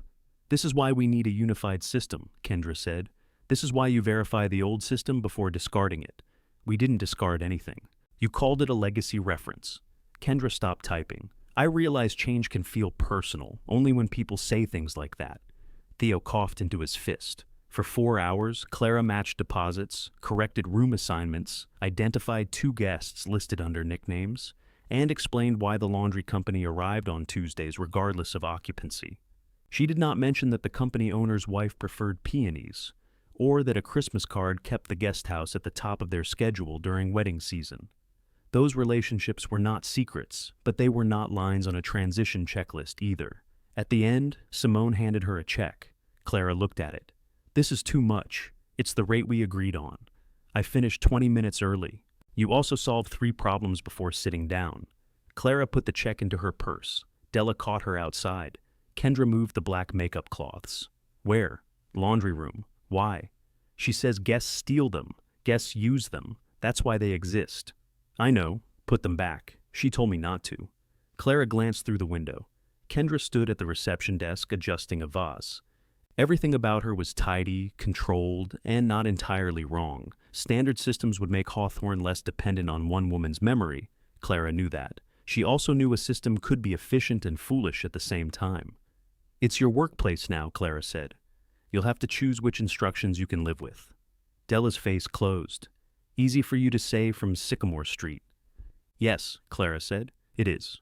Della walked back inside without saying goodbye. The words followed Clara home. She put Simone's check in a desk drawer and did not deposit it for 3 days. She told herself this was because the bank closed before she remembered. In truth, the check made her old work feel both more valuable and more finished. Nolan visited with takeout from his restaurant, though the ribs were dry and the coleslaw tasted mainly of refrigeration. New cook, he said. Is that an explanation or a warning? Both. He ate at the small table while Clara described nothing about Hawthorne. He described nothing about his debt. They discussed Ruth's battle with the bathroom fan and Arlene's verdict system. 3 knocks sounded through the shared wall. Nolan froze. What does that mean? She disagrees. With us? With justice. 4 days later, just before midnight, Simone called again. Clara answered on the 4th ring. I'm sorry, Simone said. Voices moved behind her. I know what time it is. What happened? No hot water. Every room is occupied, and Theo can't get the second heater to ignite. The panel says it's active. Did someone run the laundry after 10? Silence. Kendra started all 3 machines, Simone said. The heaters share the service load. Reset switch is behind the flower bins in the pantry. We looked in the utility room. It isn't in the utility room. Why? Daniel. Clara heard Simone relay the location. A cupboard opened. Theo said something that did not sound charitable toward Daniel. Then a click traveled faintly through the phone. The light came on, Simone said. Wait 10 minutes before running any taps. Stop the washing machines. Tell the guests there was a temporary service issue and offer coffee in the parlor. At midnight, they're awake and annoyed. Coffee gives them somewhere to be awake and annoyed together. Simone laughed once, mostly from relief. What do I owe you? Nothing. You answered a business call. I gave you one switch. At midnight. Clara looked toward the dark window above her sink. Put an after-hours minimum in the next consulting agreement. The next one, I said if. You did not say if, then put it in anyway. After they hung up, Clara returned to bed but did not sleep. She imagined the parlor lamps glowing, irritated guests gathering in robes, Simone passing coffee, Theo explaining the water heater. The picture warmed her and angered her in equal measure. At 7:30, someone knocked on the duplex door. Della stood on the step, wearing her work shoes and no coat. Her face looked calm in the way it did when anger had burned past display. Clara opened the door wider. Della did not come in. I quit, she said, and before you ask, no, I don't feel better. Clara stepped aside. Della entered, dropped her purse on the cedar chest, and stood in the middle of the living room as if she had forgotten what chairs were for. Her uniform shirt was buttoned wrong at the bottom. Clara had never seen her leave Hawthorne without changing. Coffee? Clara asked. I've had 4 cups. Tea? I don't trust tea. Eggs? Della looked at her. Why do you have so many eggs? It was a transitional error. Clara made toast instead. Della sat at the small table and peeled the paper napkin into narrow strips while Clara waited. Kendra wrote me up, she said at last. For what? Insubordination, failure to follow procedure, and inappropriate communication with guests. What communication? I told the people in room 6 why there was no hot water. What did you tell them? That somebody ran 3 washing machines at midnight. Clara put the toast down. That was unwise. I know it was unwise. I was carrying 6 wet towels and a man asked me why his shower was cold. You could have said there was a temporary service issue. That's what Kendra said. She wasn't wrong. Della's eyes flashed. I didn't come here for you to tell me she wasn't wrong. No. You came here because I won't lie to you. They stared at each other. Clara pushed the butter dish across the table. Della took it with unnecessary force. She wanted me to sign the write-up. I said I'd sign after she added that I had warned her not to run the machines. She said the decision wasn't relevant. It was relevant. Then she said I was support staff, not management. Clara sat opposite her. I told her support staff had kept those rooms clean while she was learning which door led to the pantry. She said my attitude confirmed her concern. What happened after that? She changed my schedule, cut Friday, added Sunday, and told me I'd be evaluated after 30 days. Did you call Simone? No, you should. I shouldn't have to appeal to the nice owner every time the manager she hired treats me like a mop. No, and I don't want my job back. Clara watched Della spread butter to the edges of the toast. Her hand trembled once, and then steadied. What will you do? Mrs. Cooper still wants somebody twice a week. The Langley place asked me last year. I can pick up private houses. That's not steady. Neither was Hawthorne, apparently. I have some savings. Della set down the knife. Don't. I wasn't offering charity. What were you offering? Clara had no answer that would not sound like charity. Della softened. I'll be all right. I'm mad, not helpless. I know. You have a way of making those look alike. Clara absorbed that. After breakfast, they went for a walk because Della could not bear to go home while she was still supposed to be at work. They passed the dental office, the barking dog, and the bungalow, where Arlene was changing the concrete geese from rain capes into striped sweaters. Cold snap coming, Arlene explained. Della stopped. Do they have names? That's Ruthie, that's Judge Judy, that's Clarence. Why Clarence? He knows. Della nodded solemnly. Of course. For half a block, she and Clara laughed hard enough to lean against each other. Simone called before they returned. Della resigned, she said. She's with me. May I speak to her? Clara held out the phone. Della shook her head. She doesn't want to speak now. I understand. Please tell her I'm sorry. She doesn't want an apology through me either. Another silence. Is she all right? Simone asked. She will be. That isn't the same thing. No. Simone exhaled. Kendra said there was an argument about a written warning. There was more before the argument. I'd like to hear it from Della when she's ready. That is up to her. I know. Simone paused. We have 2 check-ins this afternoon and no housekeeper. Clara looked at Della. Della heard the words through the phone and turned away. That is a problem, Clara said. I'm not asking you to solve it. Good. I wanted to be clear. You are? They ended the call politely, which felt worse than anger. Della stayed through lunch. They unpacked the last box of guest notes and hung 6 frames along the living room wall. The crooked drawings and handwritten thanks looked strange above Clara's rented sofa, removed from the hall where they had accumulated meaning. Too many? Della asked. Yes. You want me to take them down? No. At 4, Simone sent a message saying she had hired a cleaning service for the weekend. Clara read it and put the phone face down.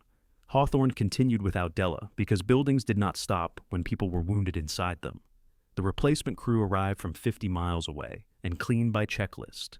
They folded the toilet paper into sharp points, left dust beneath the old radiators, and replaced the hand soaps with tiny bottles that smelled like men's cologne. Clara learned these details without asking. Returning guests called. Gus reported that Kendra had moved his ladder without permission. The laundry company stopped service after being told to arrive only when summoned, then declined an emergency pickup during a wedding weekend. Clara directed every complaint back to Hawthorne. I'm not the manager, she repeated until the sentence lost shape. The online reviews slipped from praise to uncertainty. Beautiful property, but check-in was confusing. Lovely rooms, breakfast not worth the price. We stayed here years ago and remembered it feeling warmer. None was catastrophic. That made them harder to dismiss. Hawthorne was still clean enough, attractive enough, functional enough. It had simply begun disappointing people in ways no inspection measured. Simone asked Clara for a second consultation. Clara declined. We've corrected the reservation system, Simone said. This would be about workflow. You hired Kendra to manage workflow. Kendra is excellent with events. That wasn't the job in your original offer to me. I know. Do you? Simone did not answer immediately. I'm trying to be fair to everyone. That usually means someone is absorbing the unfairness quietly. You mean Della. I mean whoever has less power in the room. That includes me more often than you think. Clara believed her. Belief did not create an obligation. I'm sorry, she said. I'm not coming in. Heather arrived at the duplex the following Sunday carrying a houseplant. Clara stared at it. What is that? A peace lily. Is it ill? It needs water. The leaves drooped over Heather's arm. Clara took the pot before soil fell onto Ruth's entry rug. You didn't come to bring me a dying plant.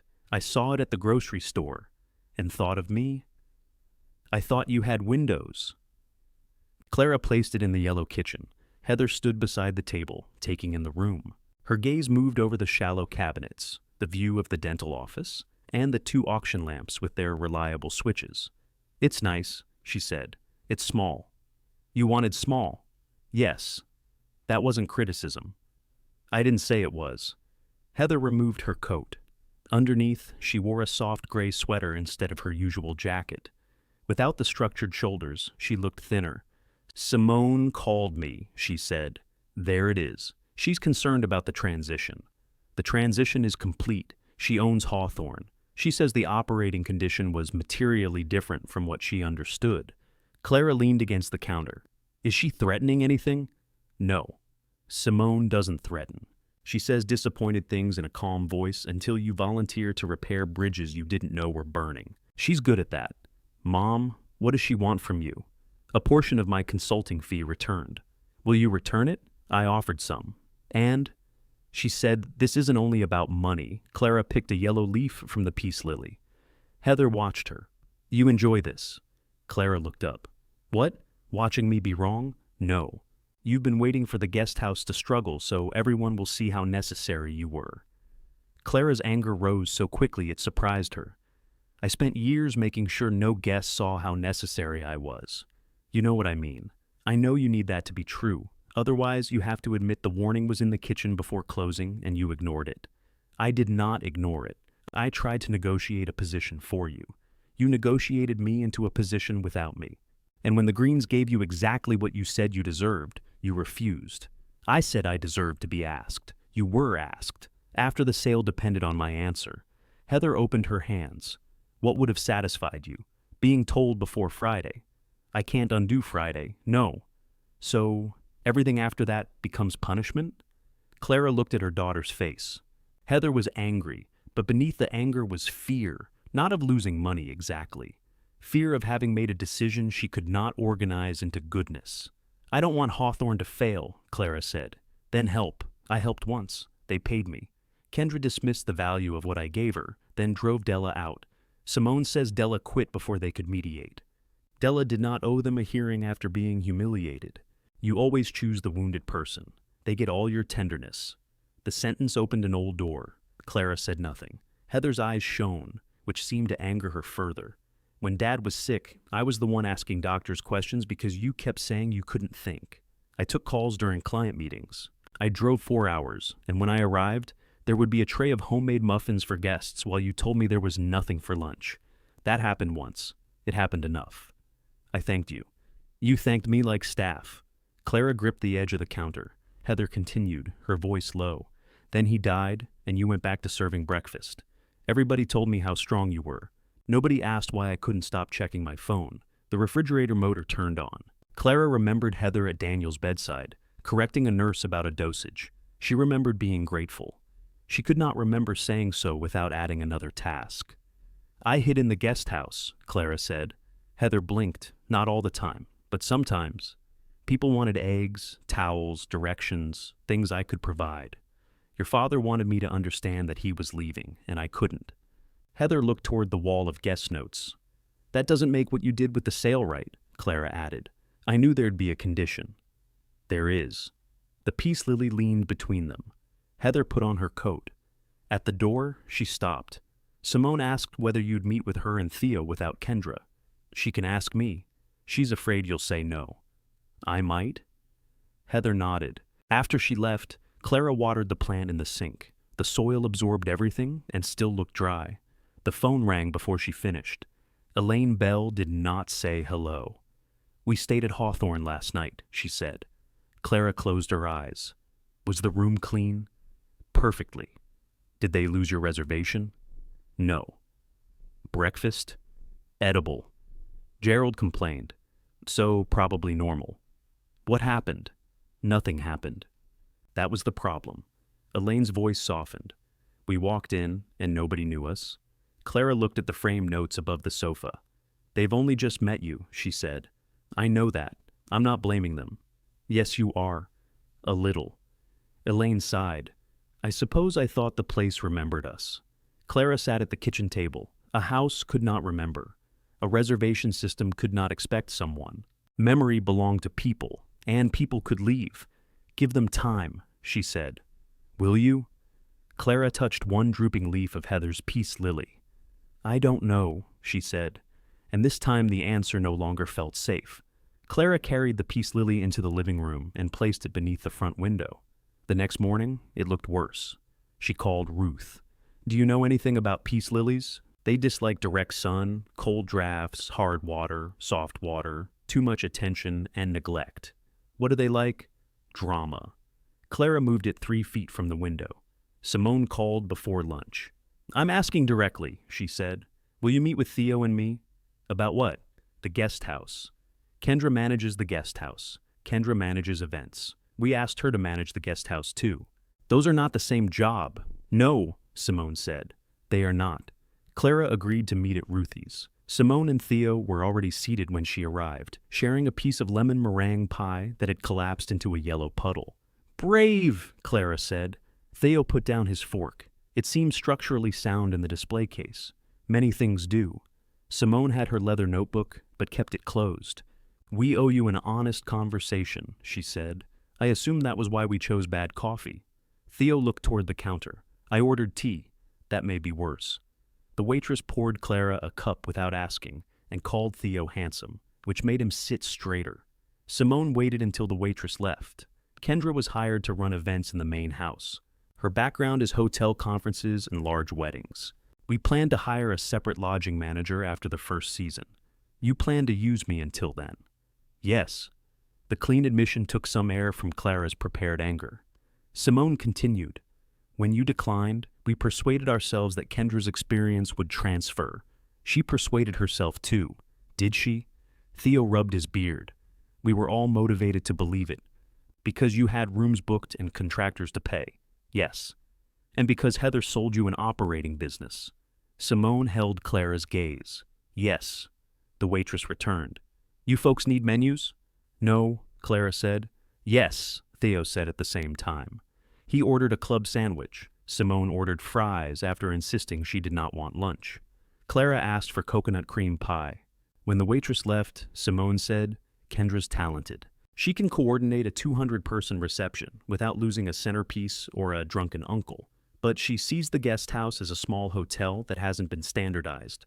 That's what she called my sheets. She called our sheets that now. What do you call them? Expensive.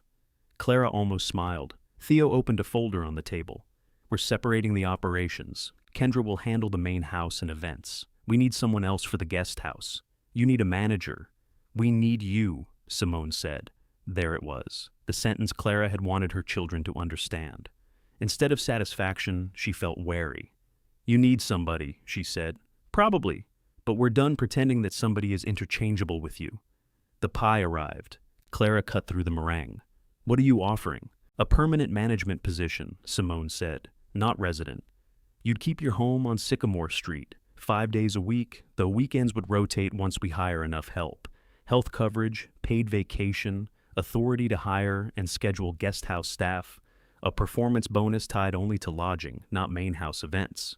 You said permanent. Long-term with an employment agreement, not 6 months of training your replacement. Theo slid the folder toward her. Clara did not open it. Della. Simone nodded. I asked to meet with her. She said no. She is allowed to. I know. I sent her a written apology and payment for the shifts remaining in the schedule she was given. That doesn't buy forgiveness. It wasn't intended to. Kendra wrote her up for telling the truth badly. I read the report, and Della shouldn't have discussed an internal mistake with guests. Kendra shouldn't have ignored her warning, cut her hours, or treated her knowledge as an attitude problem. Clara studied Simone's face. Did you tell Kendra that? Yes. How did she take it? Professionally in the meeting. Less professionally afterward. Theo took a bite of his sandwich. A binder was closed with some force. That was private, Simone told him. The sound traveled. Clara opened the folder. The salary was higher than the previous offer. The hours were described but not fixed. Authority over staff was included, though purchasing still required Kendra's approval, above an amount Clara considered too low. Housing had been removed. Her name and photograph could be used in promotion with written permission. She took a pen from her purse. No photograph, she said, drawing a line through the clause. Fine, Simone replied. 2 fixed days off unless I agree otherwise. Not whenever bookings happen to be light. Which days? We'll decide after staffing. Simone made a note. I choose the housekeeping products. Within budget, a realistic budget, within a mutually agreed budget. Kendra does not supervise the guest house. She'll supervise event activity in the guest house when an event rents the entire property. Then she supervises the event, not my staff. Theo looked between them. We may need a diagram. We need language, Clara said. I like diagrams. Simone took the agreement back and wrote in the margin. We can revise it. I have not said yes. No, I would begin with 6 weeks, a trial period for all of us. Simone's pen stopped. Fair, paid, with the same authority. Of course, if Della doesn't return, I hire somebody else. I don't pressure her. Agreed. Clara closed the folder. Theo said, Can I ask you something that isn't a contract question? You may ask, do you actually want to come back? Simone turned to him. Theo, no, it matters. We don't want to trap her with a better-shaped trap. Clara looked out the window. The man with the oversized box was not in the parking lot. A different car occupied the space, muddy and ordinary. I don't want my old life back, she said. That wasn't the question, Theo replied. Everyone had learned that trick. Clara traced the edge of the folder. I missed the work, Simone nodded. Then help us make it work, instead of making it yours again. The distinction followed Clara home. Della was at the duplex when she arrived, helping Ruth hang a curtain rod in the second bedroom.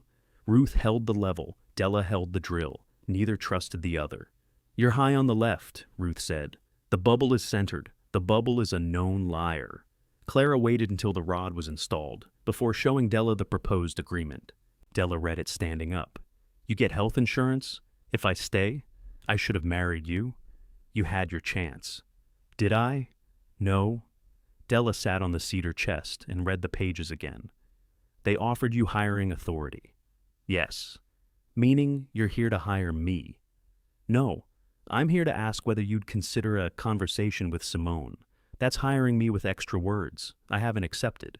But you want to. Clara looked toward the peace lily. One leaf had lifted. I might. Della shook the pages. You told me to choose which instructions I could live with. I did. You were irritating. I know. I cannot work under Kendra. You wouldn't. I don't want her speaking to me like she owns the air in a room. I can't promise she'll become likable. I don't need likable. I need her to know my job is a job. Then tell Simone that. Della placed the agreement on the chest. 6 weeks to begin. And if it's still a mess, I leave. What if you start loving it again? That may be the more dangerous problem. Della studied her, then pulled Simone's unopened letter from her purse. I'll meet her, she said. I'm not promising anything. Neither am I. You crossed out your picture. Yes. Good. That blue cardigan made you look like a blueberry. Clara took offense on the cardigan's behalf. Simone revised the agreement. A local attorney Clara had used for ordinary matters reviewed it and pointed out 3 phrases that meant less than they appeared to mean. Clara requested changes. The Greens accepted 2 and argued sensibly about the 3rd. Nothing was hidden. Nothing was miraculous. It was simply the first working arrangement involving Hawthorne that required Clara's signature before her labor was counted. Della met Simone at the diner. She returned with a higher hourly rate, a fixed minimum number of weekly hours, and no apology to Kendra. Did you ask for one? Clara said. I don't want an apology somebody was ordered to give. I want a clear reporting line. You have one. You, for 6 weeks. Della smiled. I can quit twice. Clara's first morning back began with the old brass bell ringing while she still had one arm in her coat. A man stood at the reception desk in running clothes. The coffee's empty. It's 6:30. Yes. Breakfast starts at 8. I wake at 5. That sounds like something you should discuss with your body. He stared at her. Clara stared back. Then she took the coffee urn into the kitchen and made a half pot because hospitality and surrender were not the same thing. The guest house looked familiar until she touched it. Room assignments were printed instead of written. The pantry shelves had labels. 19 auction lamps had been replaced by identical brass ones that turned on without persuasion. The black makeup cloths remained in the laundry room. Della arrived at 7 and put them back in the bathrooms. Kendra came through the hall at 7:15 carrying a tablet. We need to discuss the visual consistency of those cloths. No, Clara said. We need to discuss jurisdiction. Kendra stopped. Della busied herself with the coffee cups, but Clara saw her shoulders shake once. Simone and Theo joined them at the kitchen table. They spent an hour defining where lodging ended and events began. Kendra defended her decisions without pretending regret she did not feel. I was given responsibility without staffing, she said. Every problem came to me while I was trying to launch the main house. You still had staff, Della replied. I had one housekeeper who challenged every change. Because every change was dumb. Not every change. The chocolates? Kendra looked briefly ashamed. The refrigerator was wrong. It was the first concession, small and useful. Clara did not ask anyone to become friends. She assigned responsibilities. Della owned room turnover and linen purchasing within budget. Kendra controlled event setup, catering access, and spaces booked by event clients. Clara handled reservations, guest services, and scheduling. Simone approved major expenses. Theo was forbidden from moving electrical switches without drawing a map. I object to the specificity, Theo said. You know what you did? Simone told him. By noon, 2 late checkouts had collided with 3 early arrivals. The produce order was missing berries, and the new coffee supplier had delivered decaf in both cartons. Clara did not solve any of it alone. Della reorganized rooms. Kendra called the supplier and secured a rush delivery. Theo drove into town for berries. Simone answered the telephone while Clara corrected the schedule. At 4, the last arriving couple entered the guest house. Clara recognized them before they reached the desk. Leonard and May Kessler had stayed every May for 8 years. May wore the same straw hat she always packed and never wore after the first day. Her face lit. Clara? Clara came around the desk. May hugged her. Leonard waited, smiling. "We heard you'd gone," he said. "I did. And now?" Clara glanced through the hall. Della was carrying towels upstairs. Kendra stood on the veranda discussing delivery access with a florist. Simone was showing Theo the map he had been ordered to draw. "Now I'm here for 6 weeks." May squeezed her hands. "That sounds cautious." "It is." "Good. You were never cautious enough with other people." Clara laughed, though the observation found its mark. After the Kesslers went upstairs, Simone approached the desk. "First day," she said. "Any regrets?" "Several. Enough to leave." Clara listened to the building. The new lamps were silent. The dryer no longer shrieked because Theo had replaced the bearing. Somewhere above, Della laughed at something May said. "Not today," Clara answered. Then she turned the reservation book toward herself. Not Daniel's old paper ledger, and not Kendra's imported file, but the corrected system they had spent the day building together, and entered the Kesslers' breakfast preferences before anyone could forget. The Kesslers wanted oatmeal with raisins cooked into it, not sprinkled on top, and eggs over medium for Leonard, who would insist he had ordered scrambled until May corrected him. Clara entered all of it into the new system. A small box appeared beside the reservation. Guest preferences. She disliked the phrase. It sounded like something collected by a machine wearing a tie. Still, the box held the information after she went home, which was more than memory had ever promised. At 5:30, Clara put on her coat. Della looked up from the linen count. "Where are you going?" "Home. Are you sick?" "My agreed hours end at 5. It's 5:30. I'm learning." Clara made it to the parking lot before remembering the fruit delivery was due at 6.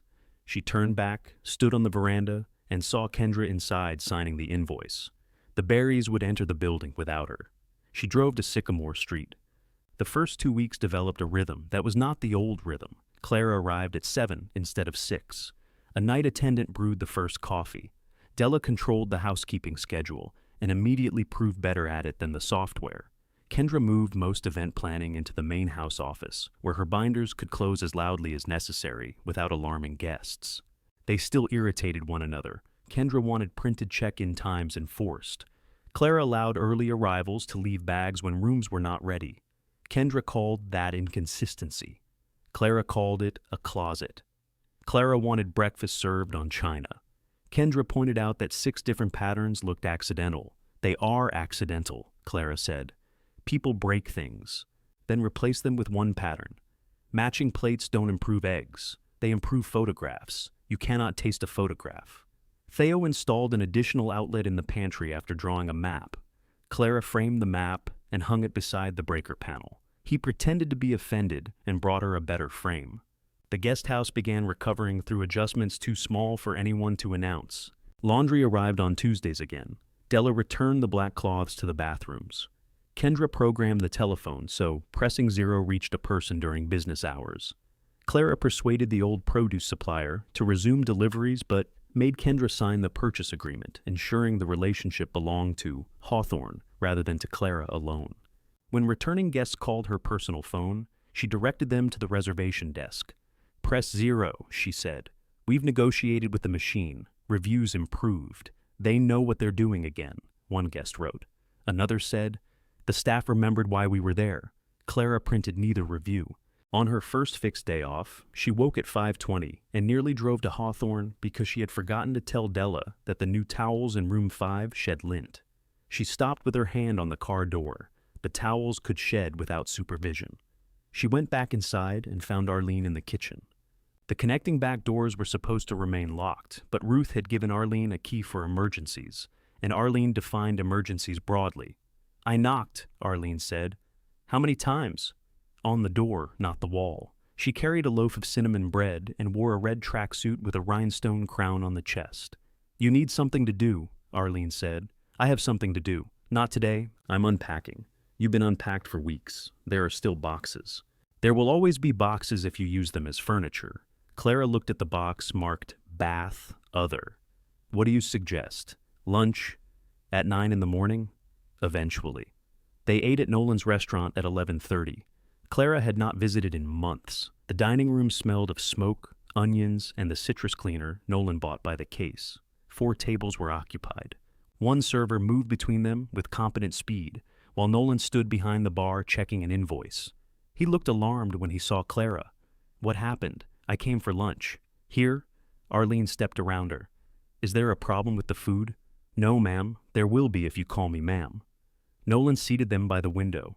Clara ordered the ribs despite the last dry batch. Arlene ordered a burger and questioned every available cheese. The ribs were better. Not as good as Nolan believed, but better. He came out of the kitchen halfway through the meal and sat beside Clara. How's Hawthorne? I'm off. That wasn't my question. This family has one conversational trick. You trained us. She looked around the dining room. 2 wall decorations had been removed, leaving hooks behind. A beer tap was covered. What did you sell? She asked. Nothing important. Extra equipment, reduce the menu. Did the sale money clear your line of credit? Most of it. Most? I kept enough operating cash to avoid recreating the same emergency next month. That sounds almost sensible. I resented it too. Arlene leaned across the table. Are you the son who sold her house? Nolan choked on his water. Clara handed him a napkin. This is Arlene, I gathered. I asked a question, Arlene said. Yes, Nolan replied when he could speak. I'm one of them. Was it worth it? Clara said. Arlene. What? Everybody asks her if she's staying. I'm asking him if leaving helped. Nolan looked down at his hands. I don't know yet. Arlene nodded. Good answer. It's an awful answer. The honest ones usually are. After lunch, Nolan walked Clara to her car. You tell your neighbors everything? She inferred most of it from my boxes. He put his hands in his pockets. Heather says you're making the Greens' business work. The Greens and their staff are making it work. She says Simone stopped asking for part of the fee back. I wouldn't know. She thinks you did it to make a point. Heather thinks breathing can be strategic. Nolan smiled, then lost it. You should call her. She owns a telephone. So do you. Then the system is well designed. He opened Clara's car door, an unnecessary courtesy he had picked up from Daniel. She came by the restaurant, he said. She's not doing great. Financially? No, Heather is always doing great financially. It's one of her more annoying features. What's wrong? She won't say. Which is one of yours. Clara started the car. Nolan stood with one hand on the open door. I'll call her, Clara said. She did not call that day. At Hawthorne, the first real conflict arrived, disguised as folding chairs. Kendra had booked a Saturday anniversary reception in the main house for 110 adults. The host has also reserved all 6 guest rooms, but the breakfast room and parlor remain designated for lodging service. On Friday afternoon, Clara found a rental crew stacking chairs against the Guesthouse reception desk. These don't belong here, she told them. The crew leader showed her a site plan marked by Kendra. Kendra appeared moments later, moving fast.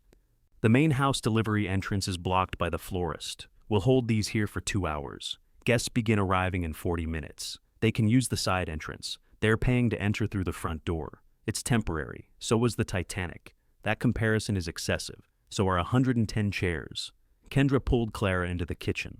I need flexibility. You had flexibility before you printed the site plan.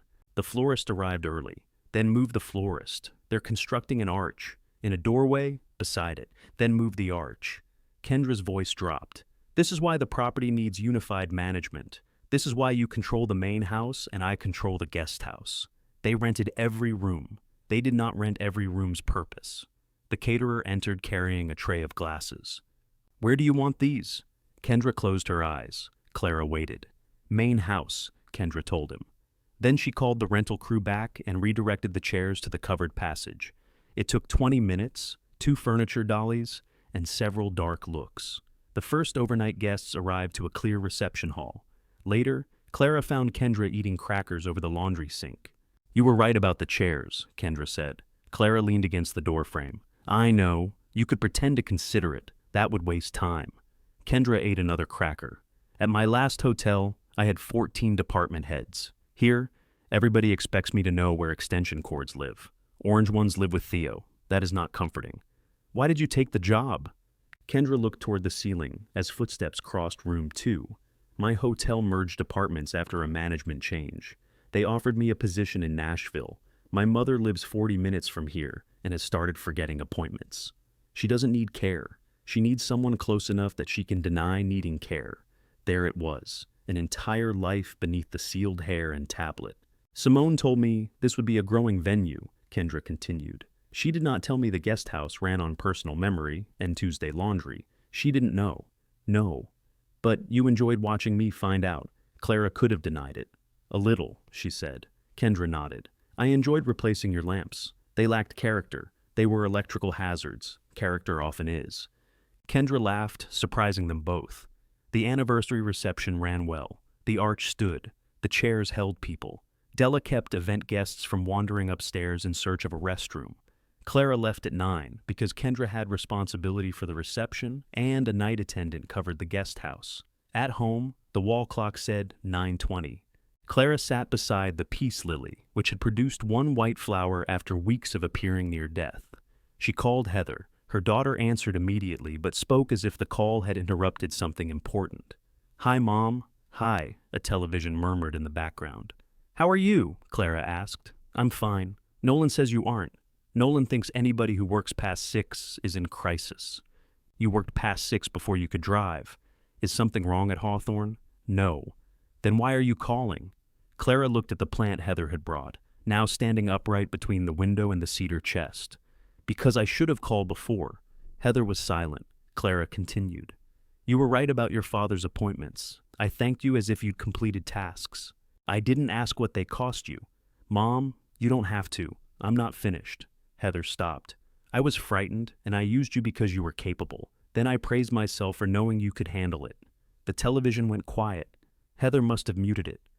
I did not sell Hawthorne because of Dad, she said. I know. I didn't promise your labor because you forgot my lunch. I know that too. Then don't apologize, so I'll forgive something else. Clara pressed her thumb against a smooth leaf.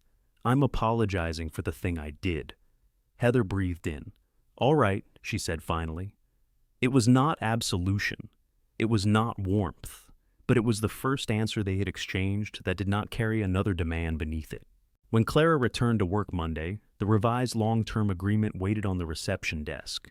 Simone had included the fixed days off, hiring authority, health coverage, and the lodging bonus. No housing, no use of Clara's image, no promise that Hawthorne would remain what it had been. At the bottom, above the signature line, Simone had added a handwritten note. Only if this is the work you choose. Clara folded the agreement and put it in her purse. The 6-week trial still had 9 days left. For once, she intended to use all the time she had been given. The agreement stayed in Clara's purse while she finished the trial. She carried it to Hawthorne, to the grocery store, to Nolan's restaurant, and once into Ruthie's diner, where it sat beneath a paper napkin while she ate pie. She did not read it again. Every important sentence had already been negotiated. What remained could not be answered by language. On the 5th day, Della caught her rewriting a list of breakfast preferences that had already been entered into the system. What are you doing? Checking it? You checked it yesterday. I'm checking whether yesterday's checking remained accurate. Della took the paper from her. Leonard Kessler likes eggs over medium, Clara said. It says that. May wants raisins cooked into the oatmeal. It says that too. The Fitzgeralds need the downstairs room because of her hip. Della tapped the screen. Also says that. You don't have to be smug. I have been waiting 11 years to take a list out of your hand. Clara reached for it. Della moved it behind her back. What if I weren't here? Clara asked. Then the list would still be in the computer. What if the computer failed? Then we printed tomorrow's arrivals and put them in the desk drawer like you told us. What if the printer failed? We'd write it down. With what? A pen, Clara. We preserved several after entering the current century. Kendra passed through carrying floral samples. She's right. No one invited events into this discussion, Clara said. Events support housekeeping and the seizure of unnecessary lists. Events should mind its flowers. Kendra held up 2 bundles. Cream or ivory? They're the same. Thank you. That's what I said. She left with the satisfaction of having won something. Della returned the list. You taught everybody how to do the work. Let us do it. Clara folded the paper once and put it in the recycling bin. That afternoon, she left 15 minutes early. Nolan came to the duplex on her next day off with a plank of oak and a toolbox. "What broke?" Clara asked. "The pantry shelf at Hawthorne is warped." "That is at Hawthorne." "I know. Why are you here?" "I need measurements. I wrote them in the maintenance book." The Greens have 8 maintenance books and don't know which one. Green cover, cracked spine, years 18 through 20. He took out his phone and sent a message, presumably to Theo. "You could have called. I brought lunch." He held up sandwiches from a place Clara liked. They ate beside the peace lily, which had produced a second white flower, and now behaved as if its earlier collapse had never happened. Nolan looked at the long-term agreement on the table. "You signing?" "I haven't decided." "You have. Have I?" "You're making Theo build shelves to your measurements. The shelf needs replacing regardless." He wiped mustard from his thumb. "Dad would hate that you work for someone else at Hawthorne." Clara looked at him. "He'd think it was still his place," Nolan continued. "He thought everything was his if he'd once bought a screw for it. That is true. He'd also brag about your salary to strangers. That is also true." Nolan pushed the agreement toward her. "For what it's worth, I think you should do it." "Because the Greens stopped questioning Heather's fee?" "No. Because the Guesthouse makes your sale look better?" He flinched, but did not retreat. "Because you sound alive when you complain about Kendra." Clara smiled despite herself. Nolan leaned back. "I'm sorry I made your staying part of my rescue plan." "You already apologized," I explained. "That's not the same thing." "No. I used the sale money to save the restaurant, and I used you to save the sale. I kept saying I wasn't asking for your money because that let me feel honorable." Clara touched the corner of the agreement. "Is the restaurant safe now?" "Safer. We cut dinner on Mondays and Tuesdays, sold equipment we weren't using. I'm paying down the rest instead of pretending one good month will fix it. Your father would call that sensible and then suggest expanding." "I know." Nolan collected the sandwich wrappers. At the door, he said, "I'll replace the shelf Saturday." "You don't work for Hawthorne?" "No. But I know where the flower bins go." He left before Clara could tell him that small labor did not erase large harm. She suspected he knew. On the final morning of the trial, Clara arrived to find Simone, Theo, Kendra, and Della in the kitchen. A coconut cream pie sat on the table. "It's 7 in the morning, Clara said. Simone shrugged. "That has never stopped Ruthie. Is this a meeting or an intervention?" "Depends what's in your purse," Della said. Clara removed the agreement. No one spoke while she read the final page once more. She had spent years believing devotion became less pure when measured in wages, hours, or authority. That belief had served everyone except the people doing the work. She signed. Theo began clapping. Della slapped his arm. "Don't make it strange." "It's already strange," Kendra said. "We're eating pie before breakfast." Simone signed beneath Clara's name and handed her a copy. "You still get 2 days off," she said. "I know. You still go home. I know. You're not personally responsible for the emotional well-being of every person who enters the building. That wasn't in the agreement. I'm adding it verbally. Verbal terms are what caused our first problem." Theo cut the pie. "She has you there." The guest house did not transform because Clara signed. Room 4's toilet began running in cold weather. A couple argued loudly enough that Della moved the guests beside them. Kendra booked a leadership retreat, whose participants spent 3 days avoiding one another in silence. The produce supplier delivered peaches so hard, Theo suggested using them as doorstops. But the work stopped depending on one person's exhaustion. Clara hired a second housekeeper and a part-time breakfast cook. Della trained both and took one Saturday off without calling 3 times. Kendra and Clara created a written process for events that rented guest rooms, including a line stating that folding chairs had no rights in the reception hall. Simone renamed the lodging operation the Hawthorne Guesthouse, resisting a branding consultant's proposal to call it the Residences. "People reside in prisons," Clara said. "That was my objection," Simone replied. By autumn, weekends were full again. Some longtime guests disliked the changes. Others appreciated reliable Wi-Fi and lamps that did not spark. New guests arrived without memories of Daniel or expectations of Clara, and still found reasons to return. Clara went home at the end of her shift. Sometimes she cooked for Della. Sometimes Arlene appeared with a court verdict requiring analysis. On Thursdays, Clara ate at Nolan's restaurant during the slower hour, and he sat with her when he could. He replaced the pantry shelf at Hawthorne, then came back 2 weeks later to adjust it after Clara pointed out that it tilted. Heather remained more difficult to reach. She and Clara spoke by telephone every other week, careful conversations about weather, work, and the health of the peace lily. Heather did not visit Hawthorne. She did not visit the duplex again. In November, she called during Clara's day off. "What are we doing for Christmas?" she asked. Clara was standing on a chair hanging the guest notes more evenly. "We, you, me, Nolan, the usual." The usual was at Hawthorne. "I know. Then it isn't available." Heather sighed. "I thought maybe the Greens would let us use the dining room one afternoon. Did you ask them?" "No, I'm asking you. I don't own the dining room. You manage the guest house. You speak to Simone every day. The main house has an event booked on Christmas Eve and another beginning the 26th. What about Christmas Day? The Greens close the property to guests so the staff can have dinner." Heather was quiet. Clara climbed down from the chair. "You're welcome here." "At the duplex?" "Yes." "All of us won't fit. All of us is 3 people. Spouses make 5. 5 people fit. At that little table? We may have to control our elbows." Heather ignored the joke. "Mom, we've had Christmas at Hawthorne our entire lives. You sold Hawthorne." The words came out without heat. That made them final, in a way anger had not. "I know what we did," Heather said. "Then why are you asking me to pretend we didn't?" "I'm not. I'm asking if there is one day when everything doesn't have to be a lesson." Clara sat at the small table. "Not having the house is not a lesson I arrange for you. No. It's just one you enjoy teaching. That isn't fair. Neither is inviting me to squeeze into a duplex with a woman who can walk into our dining room whenever she wants. I cannot walk into the main house whenever I want. You work there. I have keys to the guest house. Kendra has keys to event spaces. Simone and Theo live in the East Wing. There is no our dining room." Heather's breathing changed. Clara wished she could soften the truth without turning it into a lie. "Come here," she said. "Bring whatever you want. We'll make room. I'll think about it." The call ended. 3 knocks sounded through the wall. Clara stared toward Arlene's side. "That was not a court case," she called. Arlene's voice came faintly through the plaster. "You were loud. Were you listening?" "No." The judge was in recess. Clara put the chair away. At Hawthorne the following morning, Simone showed her a holiday staff list.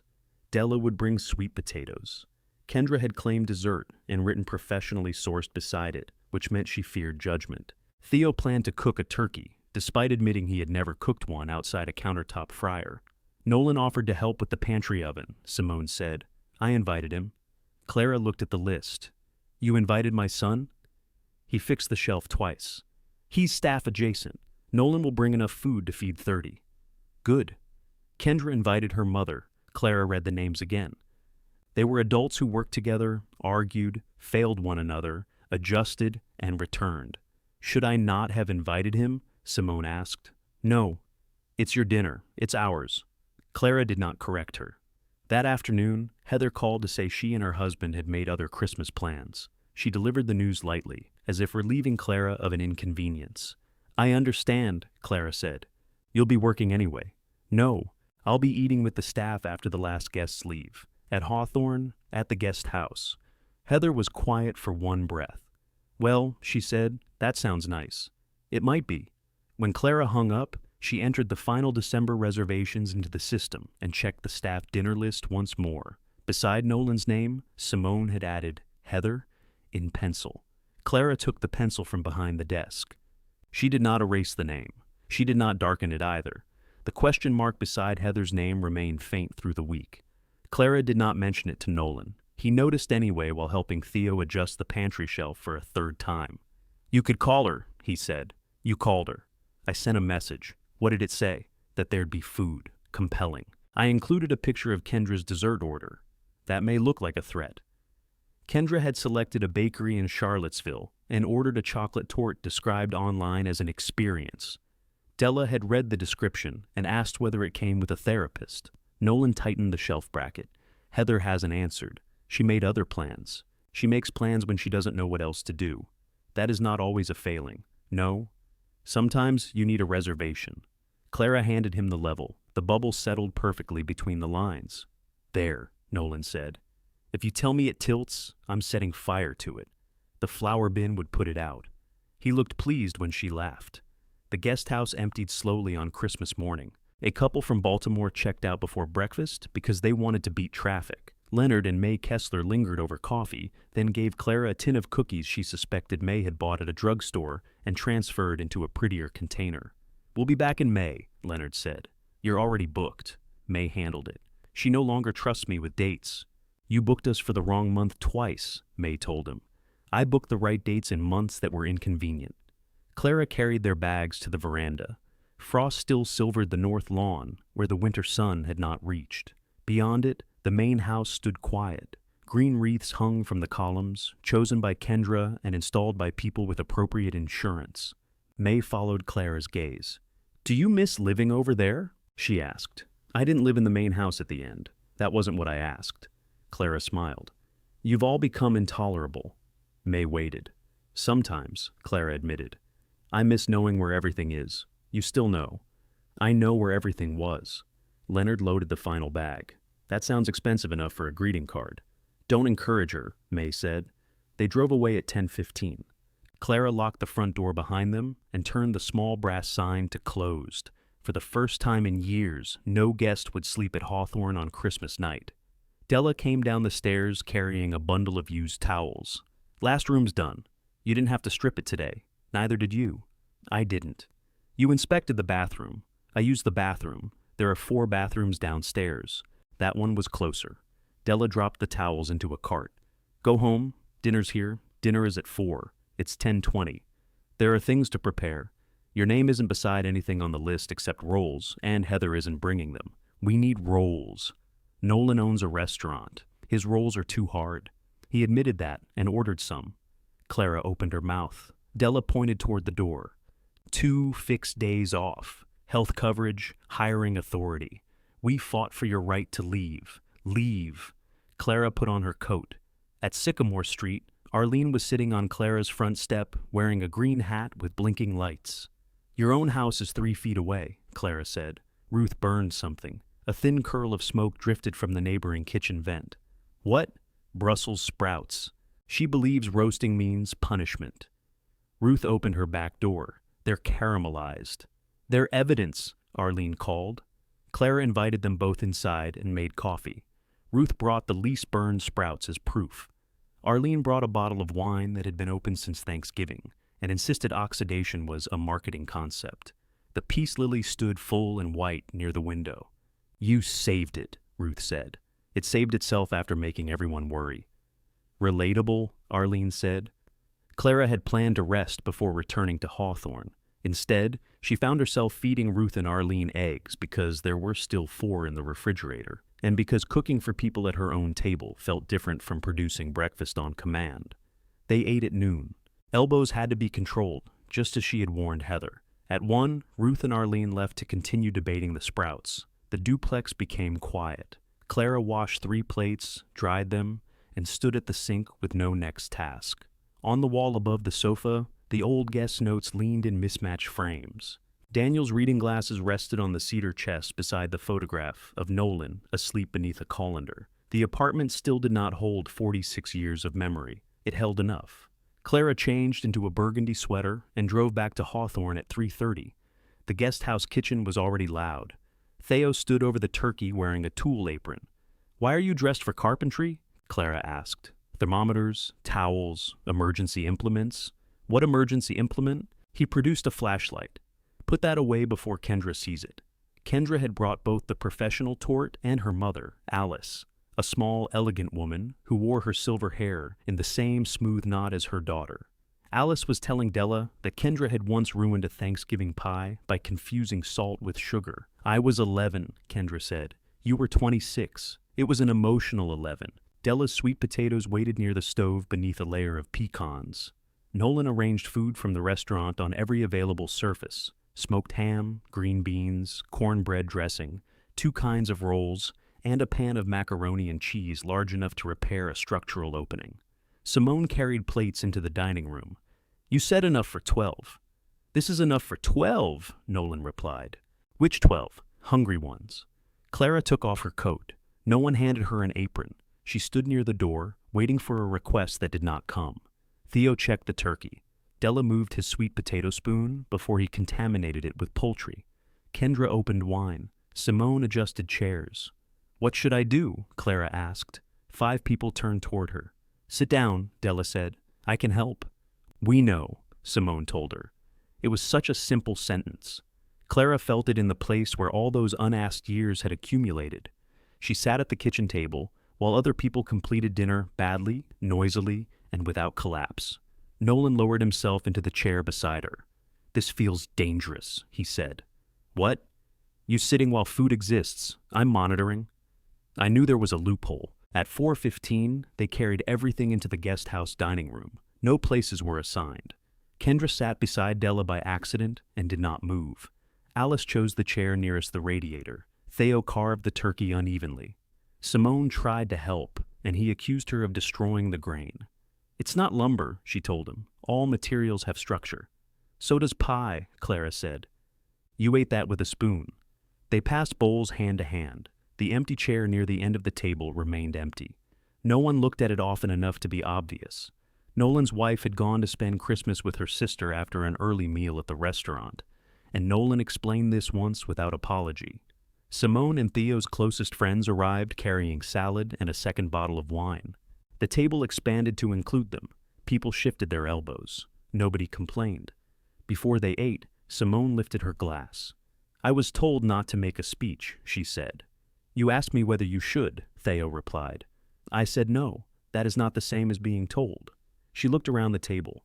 "Hawthorne has had several lives. We bought it thinking a business came with the buildings. We were wrong. The business came from people, and people have the inconvenient habit of requiring respect." Kendra glanced at Della. Della met her eyes. Simone continued, "Thank you for choosing to build something here with us, and thank you for correcting us when we deserved it." Clara shifted in her chair. "You said this wasn't a speech. It's barely remarks. Food is cooling." Theo raised his glass. "Too hot food." Everyone drank. The knock came as Nolan began passing the dressing. 3 firm raps sounded at the front door. Clara knew before she rose. Through the glass, Heather stood on the veranda holding a covered baking tin. She wore a dark green coat and Daniel's gold watch. Her hair had loosened in the wind, and she looked less like a broker than someone who had driven without rehearsing what to say upon arrival. Clara opened the door. "Hi," Heather said. "Hi, I brought rolls." Nolan brought 2 kinds. Heather looked down at the tin. "Of course he did." Behind Clara, laughter rose from the dining room. Heather glanced toward the sound, then across the lawn at the main house. Its windows glowed warmly through the early dark, but no Whitcomb waited inside. Simone and Theo's private rooms occupied one wing. The rest had been cleaned for the retreat arriving the next morning. The building belonged to another family and another purpose. "I thought you had other plans," Clara said. "We did." Heather adjusted the tin against her hip. "They were Mark's brother's plans. I told him to go without me. You could have brought him." "I didn't know if I was coming until I passed the road. That is very unlike you." "I know. It was awful." Clara almost smiled.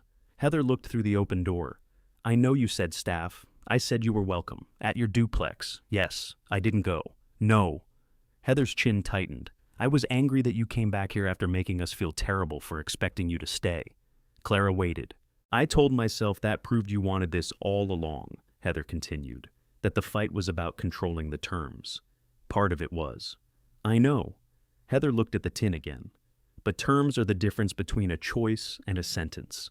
The cold moved through the doorway around them. Clara folded her arms against it. Heather said, "I sold what belonged to me. Then I promised what didn't." Clara's throat tightened. "I'm sorry," Heather said.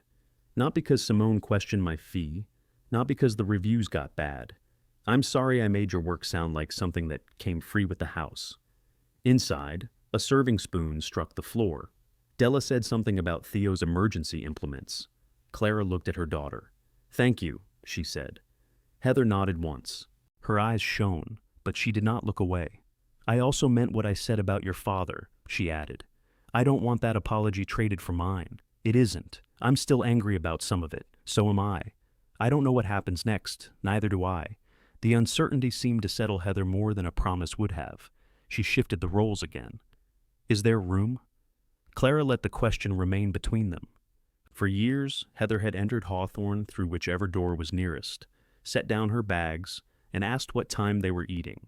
She had belonged without considering that belonging was maintained by somebody making beds, cooking meals, remembering wounds, and leaving a light on.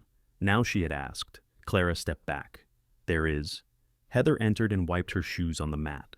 At the dining room door, the conversation quieted. Nolan stood, surprised enough to knock his knee against the table. "You came."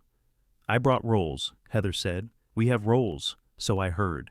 Simone reached for the empty chair, but Clara took it first. She pulled it away from the wall and fitted it between her own place and Nolan's. Everyone shifted. Theo moved the gravy. Della gathered 2 plates closer together. Kendra's mother tucked in her elbows without being asked. Heather set her tin on the table. The rolls were uneven and slightly too brown on top. "You made these," Clara said. "I used Dad's recipe card. Your father did not have a roll recipe. He had your recipe in his box with less flour written across it. He always added too much. I know that now."